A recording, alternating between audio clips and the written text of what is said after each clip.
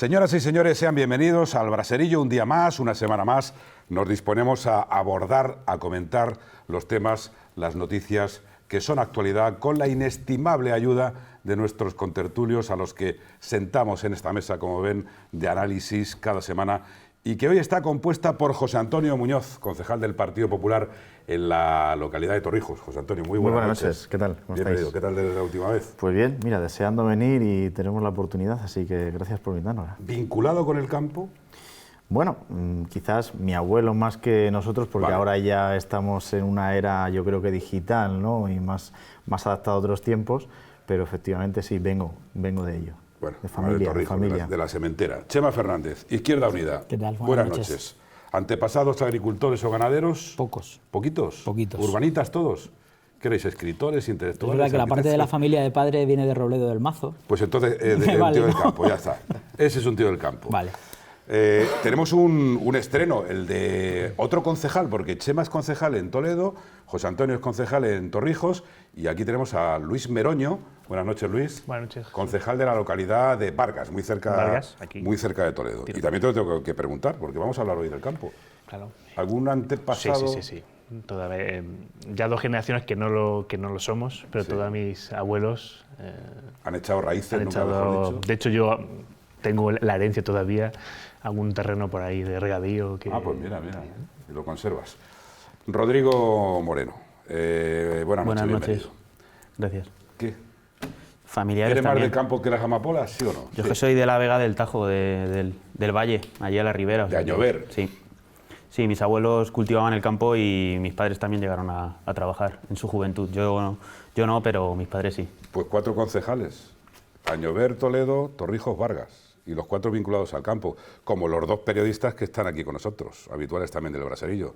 Antonio González Jerez, director de ABC en Castilla-La Mancha, director del ABC Toledo. Buenas noches. Hola, buenas noches. ¿Qué te voy a contar? Si es que tienes cara de ello. No tengo relación con la Tus agricultura. abuelos, tus bisabuelos... Nada, eran lo que se llaman profesionales de otros ámbitos, otros servicios. Vinculados con la a- construcción, taller mecánico, o sea que... No, Pero no, podada, fíjate, no. es raro, ¿no? Porque siempre en los pueblos la mayoría de En la tu pueblo, gente fíjate. está vinculada, pero no, es cierto, eran otras profesiones profesionales. ¿Y la familia política? Tampoco. Vaya hombre, fíjate. ¿Y Semprún, buenas noches? Buenas noches. Javier Semprún. ¿Allí en tierras conquenses se araba la familia? O No, yo se dedicó tengo, también a las tengo letras? familia política en el campo y luego tengo primos ganaderos en Cantabria, por ejemplo, que con las vacas y tal, y bien. Pero yo te veo dedicar los últimos trazos de tu vida ya al campo, fíjate. Eres Sí, un- bueno, pero para vivir, no para trabajar. tengo una maceta con geranios que no me la quieren proteger, pero bueno, pero sí te puedo decir que hace ya muchos años fui de los pocos periodistas agrarios que había en España, en mis Fíjate, inicios. Yo me acuerdo que empecé en el Ya de Toledo y llevaba la sección de los pueblos y también de agricultura, o sea que ya muchísimos años. Bueno, pues- Y bueno, lo que vivimos en pueblos además, cuando vas al bar, pues lógicamente hablas con muchos agricultores. ¿No dicen que España huele a pueblo? Ya está. Pues este es un Efectivamente. país de gente del pueblo. Fíjense, los 2 periodistas, qué curioso, son los que no tienen una vinculación, aunque vivan en pueblos también, pero vamos a hablar evidentemente de agricultura, de ganadería. Van a estar hoy muy centrados los temas con Castilla-La Mancha. Hay varios asuntos que merecen opiniones, reflexiones, como esa manifestación que hoy martes, cuando estamos emitiendo este programa, 4 de febrero, ha tenido lugar en Toledo, alrededor de 5.000 agricultores, también ganaderos, que han salido a la calle, que han paralizado la capital de Castilla-La Mancha, algunos con sus tractores, ahí podemos verlos. Me hablan nuestros compañeros de Teletoledo de alrededor de 100 John Deere y Massey Ferguson, ahí los tenemos, y otras marcas también, evidentemente, de tractores que han paralizado la ciudad de Toledo, alrededor de 100. Me contaban que si conocen Toledo, si nos ven desde Toledo, desde la rotonda de Bisagra a Tavera, estaba totalmente ocupada por esas máquinas del campo, esas herramientas que tanto ayudan a nuestra gente del campo, que han salido para pedir algo tan sencillo como precios justos. La gente de nuestro campo se ha manifestado hoy en la capital regional, como en otros puntos del país lo vienen haciendo semanas atrás, exigiendo políticas y actuaciones encaminadas a conseguir que se les paguen precios justos y para que se arbitren medidas que garanticen esos precios que cubran sobre todo los costes de producción. Y es que, como ha rezado alguno de los lemas que se han utilizado en esta manifestación, no solo la de Toledo, también, como digo, en varias ciudades, y donde se puede leer, por ejemplo, ahí está, por el futuro del ganado, de la ganadería, agricultores al límite, los precios que pagan agricultores, a agricultores y ganaderos son tan bajísimos que no les llega ni para mantener lo que cuesta producir. Está pasando con la leche, con el olivar, con el aceite, con el vino en Castilla-La Mancha, con la gran mayoría de productos que da la agricultura y la ganadería española. Asociaciones como Asaja, como COAG o UPA han convocado esta manifestación de este martes.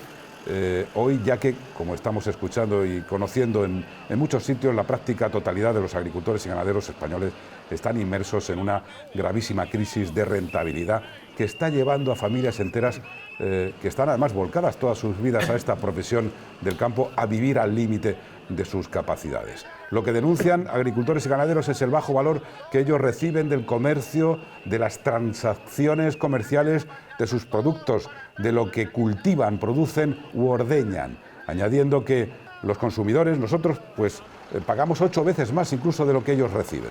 A todo esto, si le sumamos los costes de producción, que son cada vez más elevados, el encarecimiento de los carburantes y los fertilizantes, pues está provocando que muchos de ellos que están hoy en la calle, ahí protestando con sus tractores, cierren sus explotaciones y, lo peor, que vayan al paro familias enteras. Javier Semprún, bueno, la manifestación de hoy es una continuación de las que estamos viendo en toda España. Son justas, como esos precios justos que ellos piden. Ojo, se está hablando mucho de precios, ¿eh? De precios. Yo no sé si es un tema de justicia o no, si es un tema de derecho, quiero decir, el campo tiene derecho a reclamar lo que estima oportuno, y valorar cuál es el precio justo. Yo creo que es muy complicado, sobre todo en una circunstancia de libre mercado.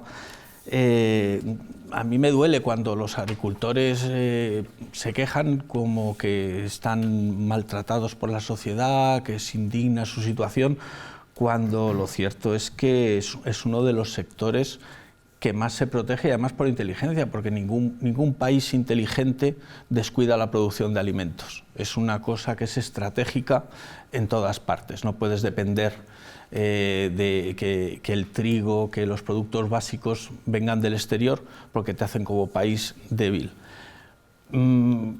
Yo sí recuerdo que cuando yo era niño, Tipicol ya se quejaban de los intermediarios, y era una de esas figuras típicas de todos sus monólogos, de todas sus intervenciones, y no, por lo que vemos, no ha cambiado nada en 40 años esto. Yo creo que tienen que plantearse más funcionar en cooperativas, porque es la única solución que van a tener. Unirse para defender precios es algo que está súper inventado y súper estudiado, y que no entiendo por qué todavía hay resistencia en el campo para hacer más fuertes las cooperativas. Antonio, esta mañana había una pequeña pancarta en Toledo. Tú has estado recibiéndolos en Zocodover, donde está la redacción de tu diario, de ABC. Había una frase muy buena, decía: si el campo no produce, la ciudad no come. Ellos, sobre todo, se basan en el precio en origen, que es el problema. El precio en el súper, al final, también es un problema. El precio en origen para el agricultor y para el ganadero es el problema, se les paga poco, pero el precio en el supermercado, en la tienda, donde todos vamos a comprar, también es otro problema, porque estamos pagando 8 veces más de lo que se les paga. Todo se va por el grifo, vamos, por el camino, por los intermediarios. Efectivamente, estamos hablando del sector primario, con lo cual hablamos de las cosas de comer, como bien decías, que es lo fundamental. Aquí se trata de un tema económico, en este caso el sector de la agricultura, que tiene una cadena de producción, como pudiera haber en cualquier fábrica de otra industrial, pero el problema está cuando esa escala en la cadena tiene disfunciones, es decir, que tiene desajustes. Empezamos y empieza a pagar un precio muy bajo, y luego hay otros que están en medio, que son los que llevan el beneficio, pues lógicamente provocan el desacuerdo o la protesta, lógicamente, de aquellos que están en el primer punto de la cadena. Yo creo que se trata de que de que todas las partes de la cadena tengan la misma fortaleza. Es decir, no solamente que tengan la fortaleza los intermediarios y quien ponen el producto a disposición del consumidor, sino también del que lo produce. Y esa fortaleza, como decía Javier, pues puede venir dada por las cooperativas. Es decir, cuando una parte de la cadena es más débil que otra, lógicamente se produce un desajuste y una protesta lógica y justa. José Antonio Muñoz, Partido Popular, tu partido ha secundado la huelga, la manifestación de hoy, ¿no? Sí, exactamente. Bueno, creo que España siempre ha dependido de lo que es este sector primario, como bien decía Antonio. Yo creo que, de hecho, me remonto hasta mis abuelos, que directamente, mi abuelo Antonio ha estado toda la vida, después incluso de su jubilación, estando en el campo, ya no solamente con el arao, ¿no?, sino también criando cerdos o criando lo que hiciera falta en ese momento, ¿no? Entonces creo que es el momento de que nuestros gobernantes al final apuesten por este sector primario. Así lo demandan nuestros campos, nuestros regadíos, nuestras ganaderías. Y creo que es un error del señor Page el no haber secundado pues esta manifestación en Toledo, ¿no? Porque yo creo que el PSOE al final también tiene que estar de la mano de los agricultores, y qué mejor que el presidente de Castilla-La Mancha, que hubiera estado hoy reivindicando a los agricultores y a los ganaderos en Toledo. Rodrigo. Sí, bueno, el presidente no ha estado en la manifestación, como tampoco ha estado Feijóo en Galicia, ni el presidente de Castilla y León, pero el compromiso del Gobierno regional de Castilla-La Mancha con los agricultores y ganaderos es algo claro, como así ha dejado el consejero y el propio presidente. Yo creo que se trata de un problema que no debemos utilizar políticamente, porque al final es algo que lleva muchos años de recorrido, que es un problema que hay años como este en el que la sequía o las condiciones climáticas acentúan más, pero que se reproduce continuamente, y que es verdad que desde las administraciones tienen que poner solución. El compromiso en ese sentido del Gobierno regional con los agricultores y ganaderos es absoluto, y desde el Gobierno de España ya hemos visto que ayer se produjo una reunión de la mesa de diálogo agraria con el ministro de Agricultura, y se van a comenzar a tomar medidas, aunque es cierto que es una situación, es un tema complejo, y que esas medidas tienen que ser a medio plazo y de fondo, no valen parches temporales. Luis Meroño, Ciudadanos, ¿qué opináis de la movilización de hoy? Bien, hemos estado con ellos, acompañándolos, y es cierto que yo lo calificaría casi de drama.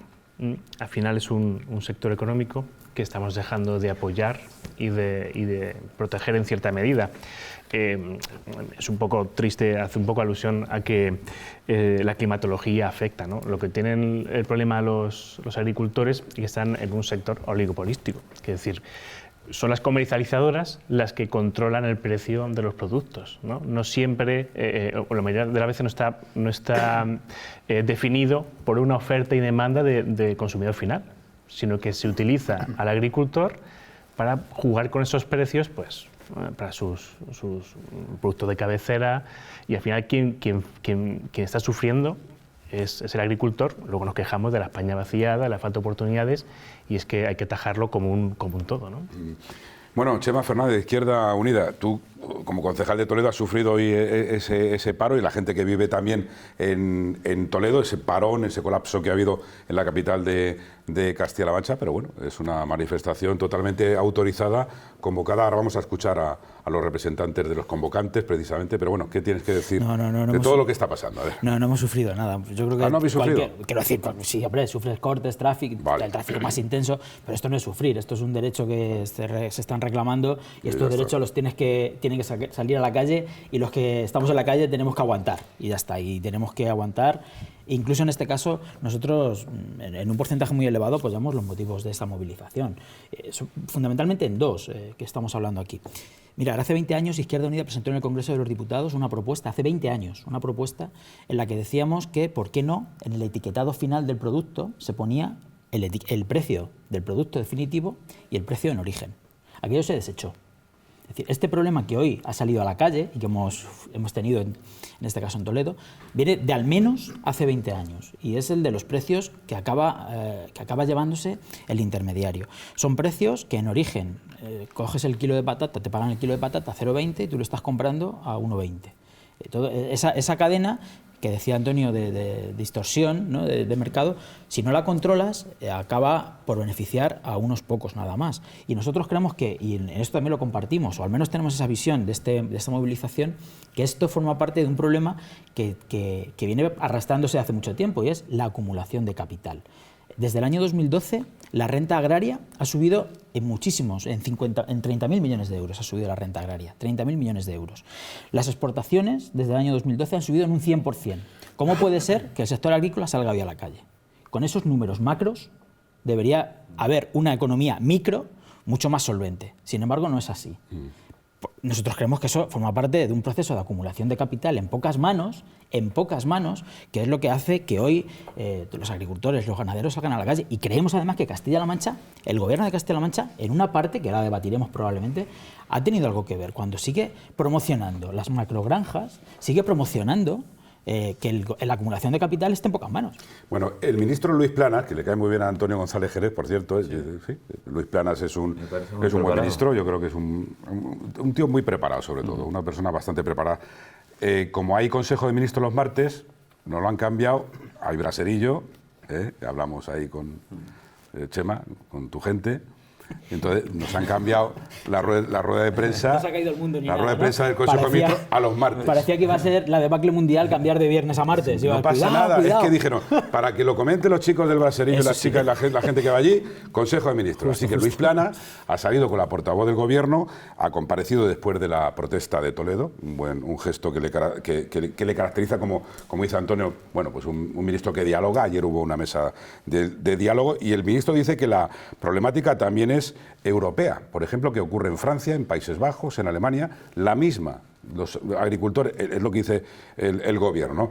Se ha convocado de nuevo una mesa del diálogo agrario y bueno, el ministro ha dicho que tienen que actuar todas las partes implicadas, que es fundamental implicar a muchas partes, a las asociaciones, a las empresas agroalimentarias, a las distribuidoras agroalimentarias. También ha dicho que la industria de la distribución, lo que antes decíais, e incluso también a los consumidores, que hay que escucharles también, que marcan, porque el consumidor, todos nosotros somos los que marcamos el ritmo. Dice que no es sencillo, ya ha anunciado Planas, el ministro de Agricultura español, que no es sencillo. Dice el ministro que hay que responder a esa dispersión de la oferta de una manera bastante profunda. ¿Y qué es lo que dicen los agricultores y los ganaderos? Pues que compramos productos con un precio muy inflado. Pero vamos a escuchar a los representantes, porque una cámara del braserillo ha salido esta mañana, ha acompañado esta manifestación y le hemos pedido unas palabras a Pedro Barato, que es el presidente de ASAJA, la Organización Agraria Jóvenes Agricultores, que ha sido una de las convocantes. Esto es lo que ha dicho Pedro Barato esta mañana en Toledo. Pues yo creo que el campo está bastante cabreado, bastante harto, y la respuesta que ha tenido el campo de Castilla-La Mancha, una vez más, es, desde luego, yo tengo que dar nada más que gratitud, darle las gracias, porque entre todos somos capaces de cambiar las cosas. Difícil, sí, pero imposible no. Difícil, sí, pero imposible no, Antonio. Bueno, efectivamente, hablaba antes de que se trata de un sector económico y tiene una cadena. ¿Qué es lo importante aquí? Lógicamente es el consumidor. El consumidor es el que se gasta su dinero y es el que produce esa economía.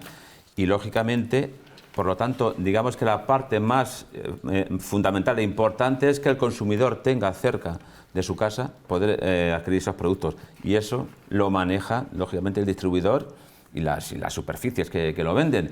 Y el agricultor está al inicio de esa cadena, con lo cual está en una inferioridad de condiciones. Eso es así, porque quien manda es... Claro, es que... Lo importante es llevar el producto al consumidor, y eso está muy controlado por Habéis todas partes. escuchado la entrega de Semprún que he hecho, ¿no? O sea, suben los carburantes, suben los fertilizantes, esos tractores que hay que moverlos, ellos son autónomos. Luego vamos a escuchar algo que ha dicho Pedro Barato y también el representante de UPA, Semprún. Sí, pero yo creo que el problema del campo nunca se va a resolver mezclando realidad con demagogia pura y con ideas equivocadas. Por ejemplo, hemos oído estos días mucho que la causa de la España vaciada es que el campo no da de comer. Es mentira. Es mentira. Se está demostrando que garantizar el empleo en los pueblos no garantiza el fijar población. y en un gran porcentaje de esos agricultores que sí cultivan las tierras de los pueblos vaciados, sus familias están viviendo en los pueblos grandes o en las ciudades. Si todo el problema fuera de capitalistas, asentadores, cuando una cooperativa pone su producto en el mercado, tendría que ponerlo mucho más barato porque controla todos los procesos y sin embargo las cooperativas están llevando los productos al mercado al mismo precio que las superficies. Hay un problema que sí es cierto que hay que legislar, que ya se había legislado y no hay manera de combatir, que es el vender por debajo de coste. Quiere decir, es el daño que le están haciendo a las grandes superficies es, por ejemplo, con el lácteo. Compran enormes cantidades de lácteo que pagan a 90 días, pueden ponerlo por debajo de coste, porque como lo que ellos en realidad no venden productos, mueven capital, mueven dinero. Entonces están dañando mucho el campo. Bueno. Pero las cooperativas, por ejemplo, es la prueba palpable de que cuando el agricultor controla los procesos, el precio final es casi el mismo. ¿Y el que no quiera estar en cooperativa es en qué? Pues si se quiere enfrentar solo a los tiburones, es complicado. Es un problema. José Antonio Muñoz. Bueno, yo creo que estamos poniendo sobre la mesa bastantes temas interesantes, pero aún así creo que el movimiento se demuestra andando y es lo que tenemos que hacer. Queremos escuchar soluciones. Entonces, respecto a esas soluciones que tú comentas, el Partido Popular en sede parlamentaria ya le propuso al presidente de Castilla-La Mancha el frenar el impuesto de los aranceles en nuestra producción agroalimentaria, el bajar el impuesto a los hidrocarburos, el poner a disposición de la agricultura compensaciones directas a los agricultores y a los ganaderos. ¿Y sabéis lo que dijo Paje al final? Dijo no. Dijo no en sede parlamentaria a los agricultores y a los ganaderos que les den estas ayudas que estamos reclamando desde el Partido Popular, que además Paco Núñez se ha comprometido esta mañana a llevarlas también a cabo en el próximo pleno de las Cortes de Castilla-La Mancha, los acuerdos que hubiera en esta manifestación, sin bisturí, tal y como ha dicho él, para poder debatir directamente dentro de las Cortes estos acuerdos. Y Paje, como digo, ha dicho no absolutamente a todo. Rodrigo. Yo la verdad es que si fuera agricultor desconfiaría de que Paco Núñez me acompañara en una manifestación, porque teniendo en cuenta que la última a la que fue iba en contra del ATC y sabiendo lo que defiende actualmente, yo si fuera agricultor la verdad es que tendría cierto temor a los planteamientos de Paco Núñez. Por supuesto, además, ¿sabes cuánto ingresa Castilla-La Mancha por todos los productos alimentarios? Por supuesto, además, porque cuando se recortaba la PAC con el gobierno de Rajoy y Tejerina, Paco Núñez no se manifestaba para denunciarlo. Pero en cualquier caso hablamos de los problemas de fondo, más allá del debate, porque yo creo que a los agricultores y a los ganaderos que nos enzarcemos aquí en disputas sobre si Paco Núñez debe o no debe ir o Paje debe o no debe ir, pues Paco Núñez está en la oposición y entiendo que el canal que tiene para visibilizarse es ir a una manifestación. Emiliano García Paje está en el gobierno y el canal o la responsabilidad que tiene es tomar medidas para que la situación y la problemática de los agricultores y ganaderos se resuelva. Yo entiendo que estando y hablábamos de la problemática de los precios y a mí me gusta profundizar en ese tema porque el problema de fondo posiblemente es que hay demasiados productores vendiendo individualmente frente a pocos compradores que lo hacen de forma mancomunada y eso al final les facilita imponer su criterio. La comparecencia que ha hecho hoy Luis Planas después del Consejo de Ministros y las declaraciones que hizo ayer después de la mesa de diálogo yo creo que son un buen punto de partida y así de hecho lo ha dicho el presidente nacional de Asaja y al final hay que ir a lo concreto, a las soluciones, hay que ir a la reforma de la ley de la cadena alimenticia, por ejemplo, como ha planteado el ministro de Agricultura para evitar que se pueda vender por debajo del precio. Hay que ir también pues, a aumentar la dotación de seguros para que cuando hay años malos para el campo, pues desde la administración pública se les pueda ayudar. Hay que ir también pues, a controlar, como se ha comprometido el ministro a hacer en las próximas fechas, el observatorio de precios de cadena, para controlar esos márgenes de los que hablábamos, que para el agricultor en primer lugar recibe pocos ingresos, pero luego al llegar al consumidor tiene un precio más elevado. Y por último también, pues involucrar en este debate, involucrar en este problema a las distribuidoras. Y el ministro en ese sentido ha dicho que las va a convocar y que se va a reunir con ellas en las próximas semanas. No os he oído hablar de aranceles. Ahora os lo pregunto, ¿vale? A ver qué pensáis de todo esto. Y ahora nos queda que escuchar a Meroño y a Chema. Julián Morcillo es el representante de UPA. Ha dicho que ha sido un éxito de movilización, que se ha visibilizado mucho en Toledo y ha dicho más cosas. Escuchen. Se llena de campo Toledo, se llena de campo y es un éxito de las movilizaciones. se llena de campo Toledo y se llena de campo todas las ciudades de España y las carreteras. Y si se llena de campo es porque seguro que llevamos razón, porque estamos hartos ya, porque estamos al límite, porque nuestros costes de producción se incrementan año a año. Los precios en muchos de los sectores llevan 30 años con los mismos precios. Algunas de nuestras producciones se quedan en el campo sin recoger. Y muchas son las amenazas que tenemos. Desde luego, estamos en una crisis generalizada en todos los sectores y lo más importante hoy que nos trae aquí es a pedir respeto. Respeto por agricultores, por ganaderos, por el sector primario, por un sector que en Castilla-La Mancha, si quitamos lo que representa lo público, pues generamos más del 30% de la riqueza de esta región. Una importante riqueza, la de esta región, la que acaba de decir Julián Morcillo, representante de Unión de Pequeños Agricultores. Luis Meroño está avisando, ¿no? Es como el médico ese que avisaba, que me entera esta mañana, en China, que dijo, oiga, que hay un virus, claro, se lo dijo a las autoridades sanitarias chinas, hay un virus que parece ser que es un poquito problemático. Nada, le quitaron de la circulación a esto, que no alarme, ¿no? Esta alarma, lo ha dicho Rodrigo, ya viene presentándose, es un escenario que ya conocemos, Luis, hace ya tiempo, ¿no?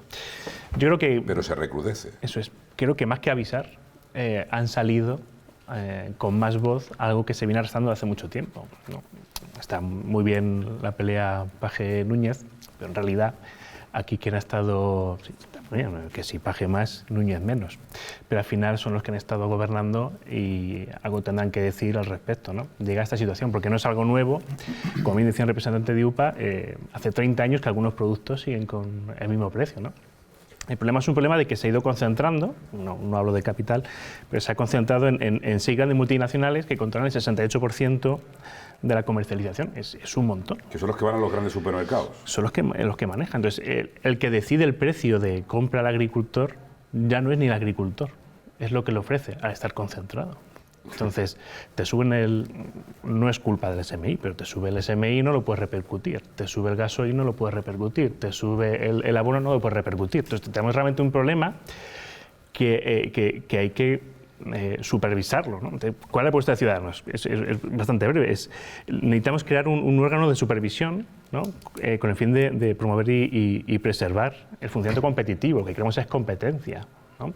Y que realmente se prohíba, ¿por qué no?, de comprar por debajo de precio de producción, ¿no? Tiene que ser rentable para el agricultor. Ciudadanos, ¿lo decís desde vuestra posición liberal? O sea, claro. Desde vuestro pedestal de liberal ahora habláis de intervenir y controlar mercados. No es intervencionismo. Hay que garantizar la libre competencia. Claro, a ver, Chema, dice Luis lo de la distribuidora, ¿no? que es precisamente donde está la clave del problema. Lo ha dicho el ministro, lo dice Ciudadanos, lo dice el PP también, ¿no? Aunque el intervencionismo que dice Luis tiene que ser por parte de las autoridades europeas, ¿ya? Porque Luis Planas, el ministro de Agricultura español, implica también a toda Europa, ¿no? Hablaba antes de los aranceles. ¿Sabes que Trump nos está dando bien con el tema del aceite? Y en Castilla-La Mancha, que somos grandes productores de aceite, también incluso con el vino. Es decir, es todo una amálgama de problemas que al sector agrario y ganadero español, agroalimentario, le está dejando tiritando ya y con fiebre de 40. Y nosotros lo hemos dejado, ¿eh? Todos, Lo hemos dejado todos. Es decir, cuando hemos aprobado con vítores los tratados internacionales, estamos aprobando eso, ¿eh? Estamos aprobando que las grandes multinacionales y que los gobiernos con esa potencia comercializadora como Estados Unidos permitan que los aranceles suban y que marquen ellos, estos gobiernos marquen esos precios. El Tratado de Libre Comercio, el Tratado CETA o el Tratado de Mercosur permite que los estados estén por encima de los estados foráneos estén por encima de las empresas que tienen que trabajar con estos sectores económicos. Eso lo hemos permitido todos, ¿eh? O sea, ahora no nos asustemos de todo esto, porque eso sí se llama capitalismo. Se llama capitalismo. Yo sí hablo de capital y hablo de intervención del Estado. El ministro el otro día decía que las administraciones no pueden fijar los precios. Nosotros creemos que sí. que las administraciones tienen que implicarse en fijar determinados precios de determinados servicios fundamentales. Decía Antonio que si no produce el campo, no come la ciudad, creo que decías o algo así, ¿no? Es tan fundamental la comida que se convierte en un derecho ciudadano elemental. Si los derechos ciudadanos elementales no están controlados por los gobiernos, pues al final, ¿para qué queremos al gobierno?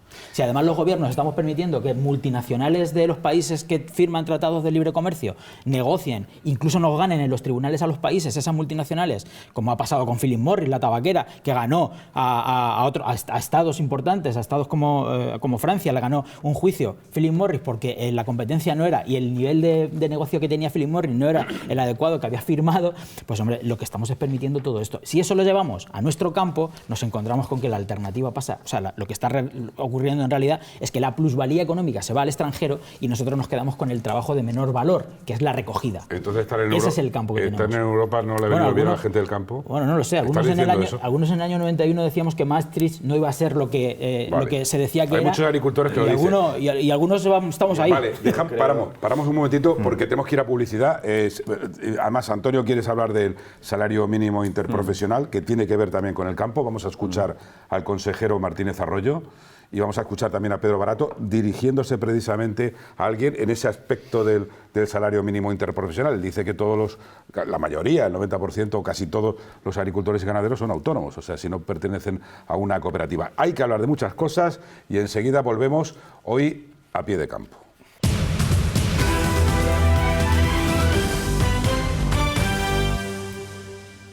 En el Braserillo, abordando temas muy cercanos de importante calado. Ya saben, hoy en Toledo, hoy martes, este 4 de febrero, los agricultores han paralizado la capital de Castilla-La Mancha con sus protestas, pidiendo sobre todo precios justos. Enseguida hablamos de la ley del tercer sector, pero vamos a escuchar de nuevo a Pedro Barato, al presidente de Asaja, que además decía que el campo está bastante cabreado. Escuchen.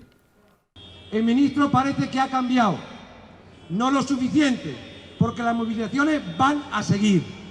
Ayer se nos dijo que sí quiere hablar de precios y que quiere hablar de una cadena donde en esa cadena alimentaria se diga, uno, que no se puede vender a pérdida los productos al campo. Dos, que para calcular esos precios tenemos que tener como mínimo los costes de producción. Cualquier consejería de Agricultura, cualquier organización tiene y sabe cuánto cuesta producir 1 kilo de uva, 1 kilo de aceituna, 1 kilo de cereal, se sabe. Pues como se sabe, ese es el punto de partida. Y que no nos digan que la competencia de Europa o la competencia española no nos deja. Se le dijo bien claro al ministro, ministro, esto suena bien, pero hasta que no veamos el baile completo, no vamos a parar. En segundo lugar, se le dijo al ministro que queremos una reforma de la política agrícola común, como mínimo la que tenemos ahora mismo. No nos valen excusas de 13.000 millones del Brexit o 14.000. Aquí hay países que han creado fondos de cooperación como Alemania para llevarse el fondo de la PAC 7.500 millones para su automóvil en Polonia o su automóvil en Alemania. Esta leche ya no da más vaca, que no vengan a sacar más dinero. En cuarto lugar, también hablamos del salario mínimo interprofesional. Que quede claro la postura del sector agrario unánime. Somos los primeros que los trabajadores tienen que tener un salario digno, que lo hacemos en los convenios. Pero también vosotros, yo y nosotros somos trabajadores por cuenta propia, somos autónomos y queremos pagar, pero también queremos tener lo suficiente para poder pagar. Si han hecho un decreto ley para poner un salario mínimo interprofesional, que pongan un decreto ley para que no se pueda vender un producto agrario por debajo de los costes de producción.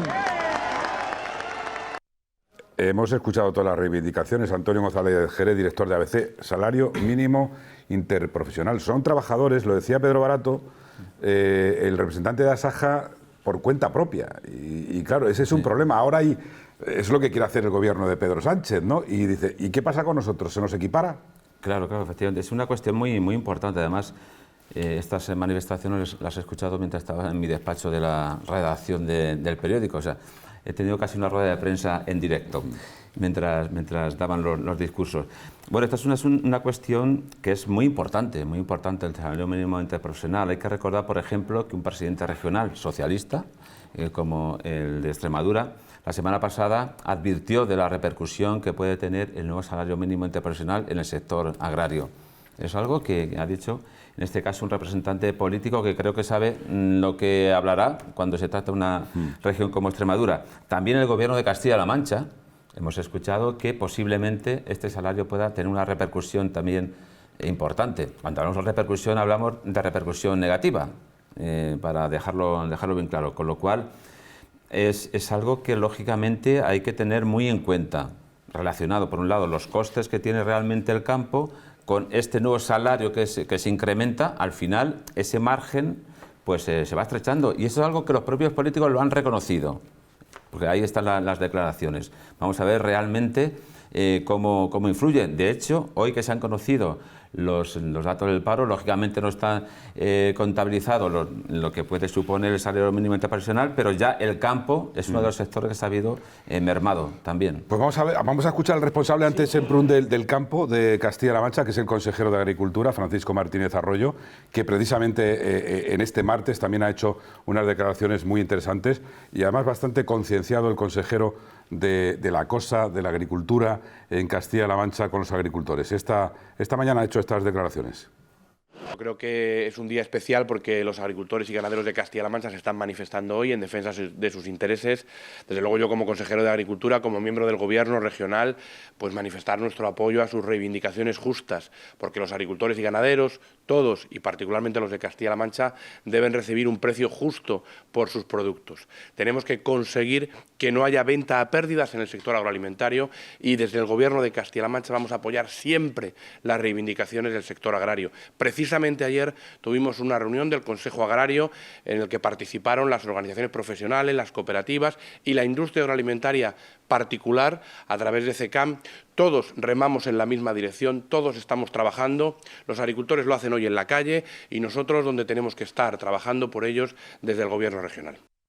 Y en los despachos, consejero, bueno, es lo que ha dicho Semprún, el consejero, que siempre también está al lado, aunque es una protesta, la de Toledo, más global, ¿no?, para el gobierno, incluso para el gobierno de Estrasburgo y de Bruselas, pero bueno, pues Martínez Arroyo dice evidentemente que tiene que estar al lado, porque es que es consciente este gobierno de Castilla-La Mancha de que es una riqueza muy importante, la del campo. Creo que, aparte que esto es cíclico y parece que no solucionamos, creo que la palabra clave es esa, venta a pérdidas, que es donde las grandes superficies y el capital hace daño al sector. Pero a mí hay una cosa que acabo de oír a Pedro Barato, y si tú eres un autónomo y te pones a vender tornillos y le dices a Hacienda que durante 5 años o durante 3 años pierdes, Hacienda rápidamente te hace una inspección y te obliga a cerrar.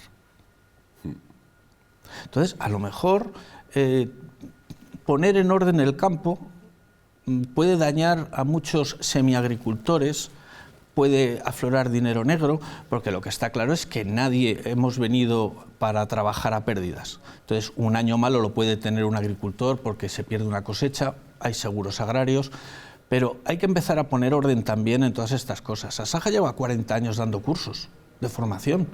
¿No ha conseguido enseñar a los agricultores a transformar el sector?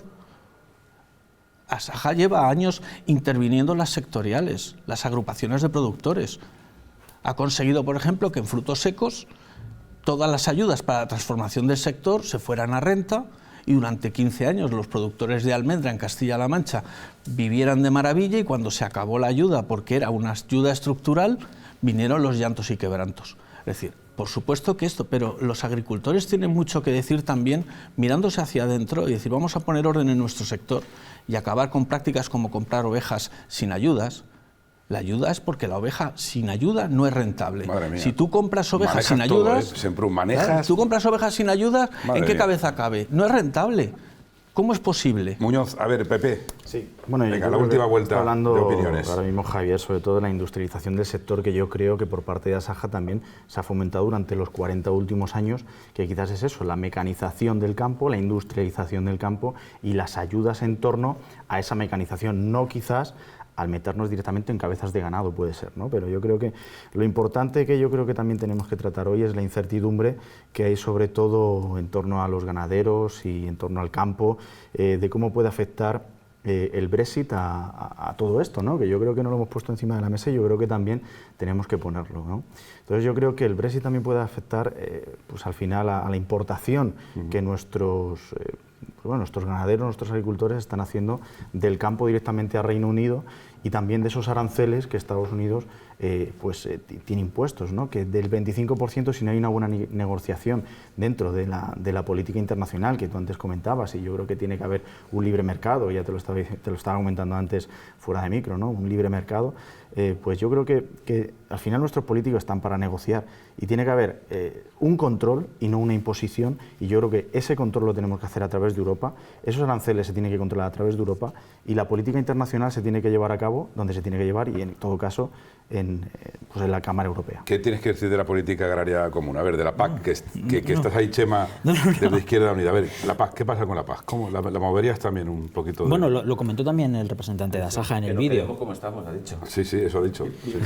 Bueno, hablaba de una reforma de la PAC. Sí. Lo que pasa que el año 2021 es cuando se tiene que reformar la PAC. Yo espero que la PAC deje de ser una política agraria que subvenciona la plantación en vez de la producción y que con la excusa de la sostenibilidad, al final lo que están haciendo, que dicen, no, es que la PAC ayuda a frenar el cambio climático, cuando yo creo que en realidad eso no es así, porque se sigue subvencionando, se sigue pagando por hectárea cultivada, no por hectárea producida. Y a lo mejor hay que empezar a pensar en la PAC como un modelo de transición ecológica real. Lo que pasa es que me llamaba la atención que en el discurso de Asaja hablaba de 4 aspectos, 3 digamos, problemas, por simplificarlo, 3 soluciones y un problema. Las 3 soluciones eran, hay que dejar de vender a pérdida, lógicamente, hay que conocer el coste de producción del producto para no vender a pérdida, lógicamente. Porque dices, cambiar de producción. Y por último, una reforma de la PAC que asegure que esto sea así. Y entonces decía luego, y esto lo mezcla con el SMI, con el salario mínimo interprofesional. Hablabais ahora de que llevaba Asaja 40 años formando agricultores o trabajando por la tecnificación del campo. No sé si se ha producido o no, pero durante estos 40 años el salario mínimo interprofesional lo era 950 euros. Y seguía habiendo problemas en el campo. Es decir, yo creo que el problema del salario mínimo interprofesional hoy es un problema ficticio. Venga, escuchamos 2 reflexiones más, las últimas sobre este asunto. Luis Meroño, Ciudadanos. Sí, no es el problema principal del SMI, ¿no? Pero digamos que en esta gran bola que se va haciendo a lo largo de los años, pues probablemente no ayude. No es el problema principal. También para Javier, nosotros no abogamos por un intervencionismo que es, ¿no? Dice Chema, ¿no? Ponemos precios mínimos, ¿no? y el Estado decide el precio. Lo que hay que hacer es velar por la transparencia del mercado. Es decir, los oligopolios, está prohibido acordar precios, ¿no? Y eso hay que velar porque eso se esté cumpliendo. Entonces, debemos vigilar el mercado y garantizar que no se acuerdan precios por esas 6 multinacionales y que al final repercuten en un agricultor que sí, que podemos estar de acuerdo que pueden cambiar, a lo mejor en algún caso pueden cambiar el tipo de cultivo o el modelo, ¿no? Falta mucho por trabajar en la parte rural, hay mucha tecnología que todavía puede llegar, se puede mejorar mucho el factor de producción. Ese control, ¿quién queréis que lo haga? ¿Las grandes multinacionales, Europa o los gobiernos? Yo creo que es que a lo mejor no tiene que quedar miedo las pautas hablar necesarias para llevar a cabo las políticas que se tienen que cumplir dentro del campo. Y eso tiene que ser al final, como te he dicho antes, dentro del Parlamento Europeo. Europa son políticos, Europa son políticos, pero que velan por el bien al final de todos en común a través del campo, ganadería. Estamos en Castilla-La Mancha. Es decir, nosotros abogamos, claro. Y lo que esta tarde voten en Bruselas es probable que afecte aquí. Hombre, por supuesto. Pero no existe una comisión que se encarga de que los mercados funcionen correctamente. O sea, realmente no se supervisa hoy día que no se acuerden precios. No ha habido multas a petroleras porque acordaban precios. Claro. Es lo mismo. Eso es una cosa distinta a la intervención. Rodrigo. Ya las tecnológicas. Bueno, yo creo que hay distintos niveles con responsabilidad y por no irnos muy lejos, yo creo que el presidente de Asaja dejaba claro que se están dando pasos hacia la solución del problema, que las medidas que se están planteando por parte del Gobierno de España van en esa línea y sí que es verdad, coincido con todos vosotros en que en Europa al final es donde se deciden muchas de las cosas que nos afectan en Castilla-La Mancha. Los aranceles, por ejemplo, de Estados Unidos, pues al final es la Unión Europea la que tiene que tomar medidas Y de hecho el presidente de Castilla-La Mancha así lo vio, y en cuanto empezó a sonar los aranceles se fue a la Unión Europea y lideró una resolución que aprobó la Unión Europea para plantar cara a esos aranceles y para que se tomen medidas para compensar a aquellas regiones que se vean más afectadas. Lo mismo pasa con la PAC, es algo que se decide en la Unión Europea y por lo que el Gobierno de Castilla-La Mancha se ha comprometido a trabajar con el de España para que, como pedía el presidente de Asaja, no haya ni un solo céntimo de recorte en esa política agraria común. ¿Lo ven ustedes para qué sirven las elecciones europeas? Porque para que los compañeros de estos 4 concejales de aquí, de la provincia de Toledo, de Rodrigo, de Luis, de José Antonio y de Chema, pues se partan la cara allí por los agricultores de Castilla-La Mancha. La PAC yo no sé si tiene que dejar de... La PAC, los eurodiputados son los que La PAC no sé si tiene que ser exclusivamente para que no deje de llegar un céntimo de euro menos a Castilla-La Mancha o para que lo que llegue se aproveche de verdad en lo que queremos. Que se aproveche de verdad en el modelo que queremos. Antonio, ciérrame eso, venga. Sí, únicamente he escuchado aquí decir que el salario mínimo interprofesional no es la cuestión más importante. Ojalá tengáis razón, porque yo llevo 2 o 3 semanas escuchando a patronal, tanto de otros sectores como en el campo, advertir, y es la primera subida, o sea, que esto tiene una progresión todavía más importante, ¿no? Y ojalá tengáis razón, no deseo, pero vamos a esperar los datos del próximo mes del paro, porque ya hemos empezado mal el año, bueno, bastante mal. No quiero que os calentéis, voy a pedir 30 segundos a cada uno. En modo de titular, se ha abierto la legislatura en el Congreso de los Diputados. También se hizo el lunes porque el martes hay braserillo, y hay que resumirlo un poquito. Antonio, el rey Felipe VI, discurso del rey, no nos peguemos todos con todos, algo así, esa es la frase.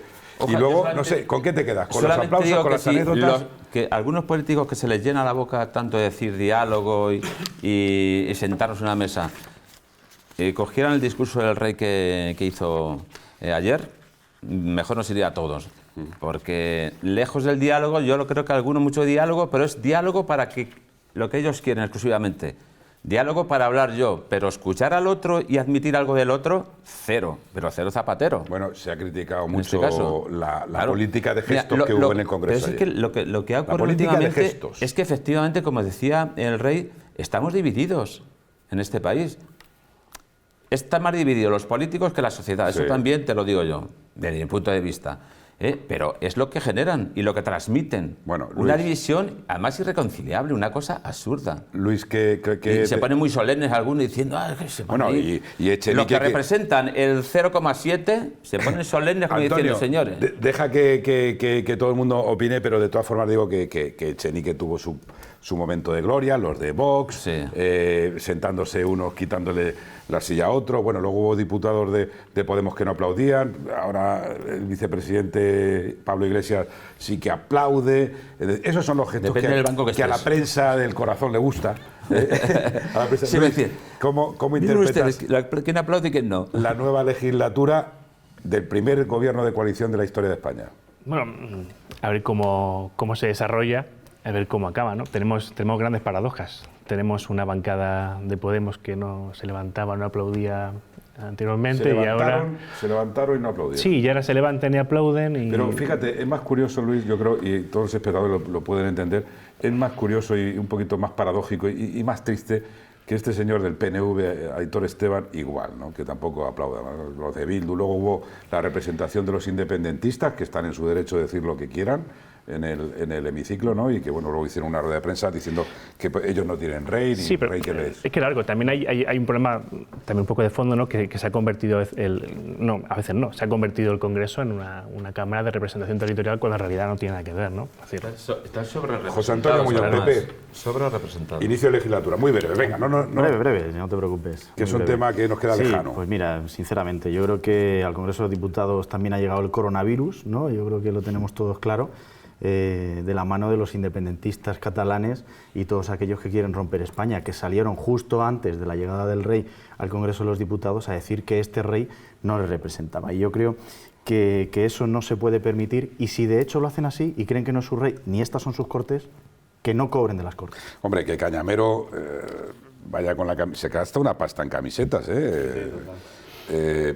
con esa leyenda de yo no he votado a ningún rey, pues hay mucha gente que nos está viendo, ustedes tampoco han votado al Partido Socialista.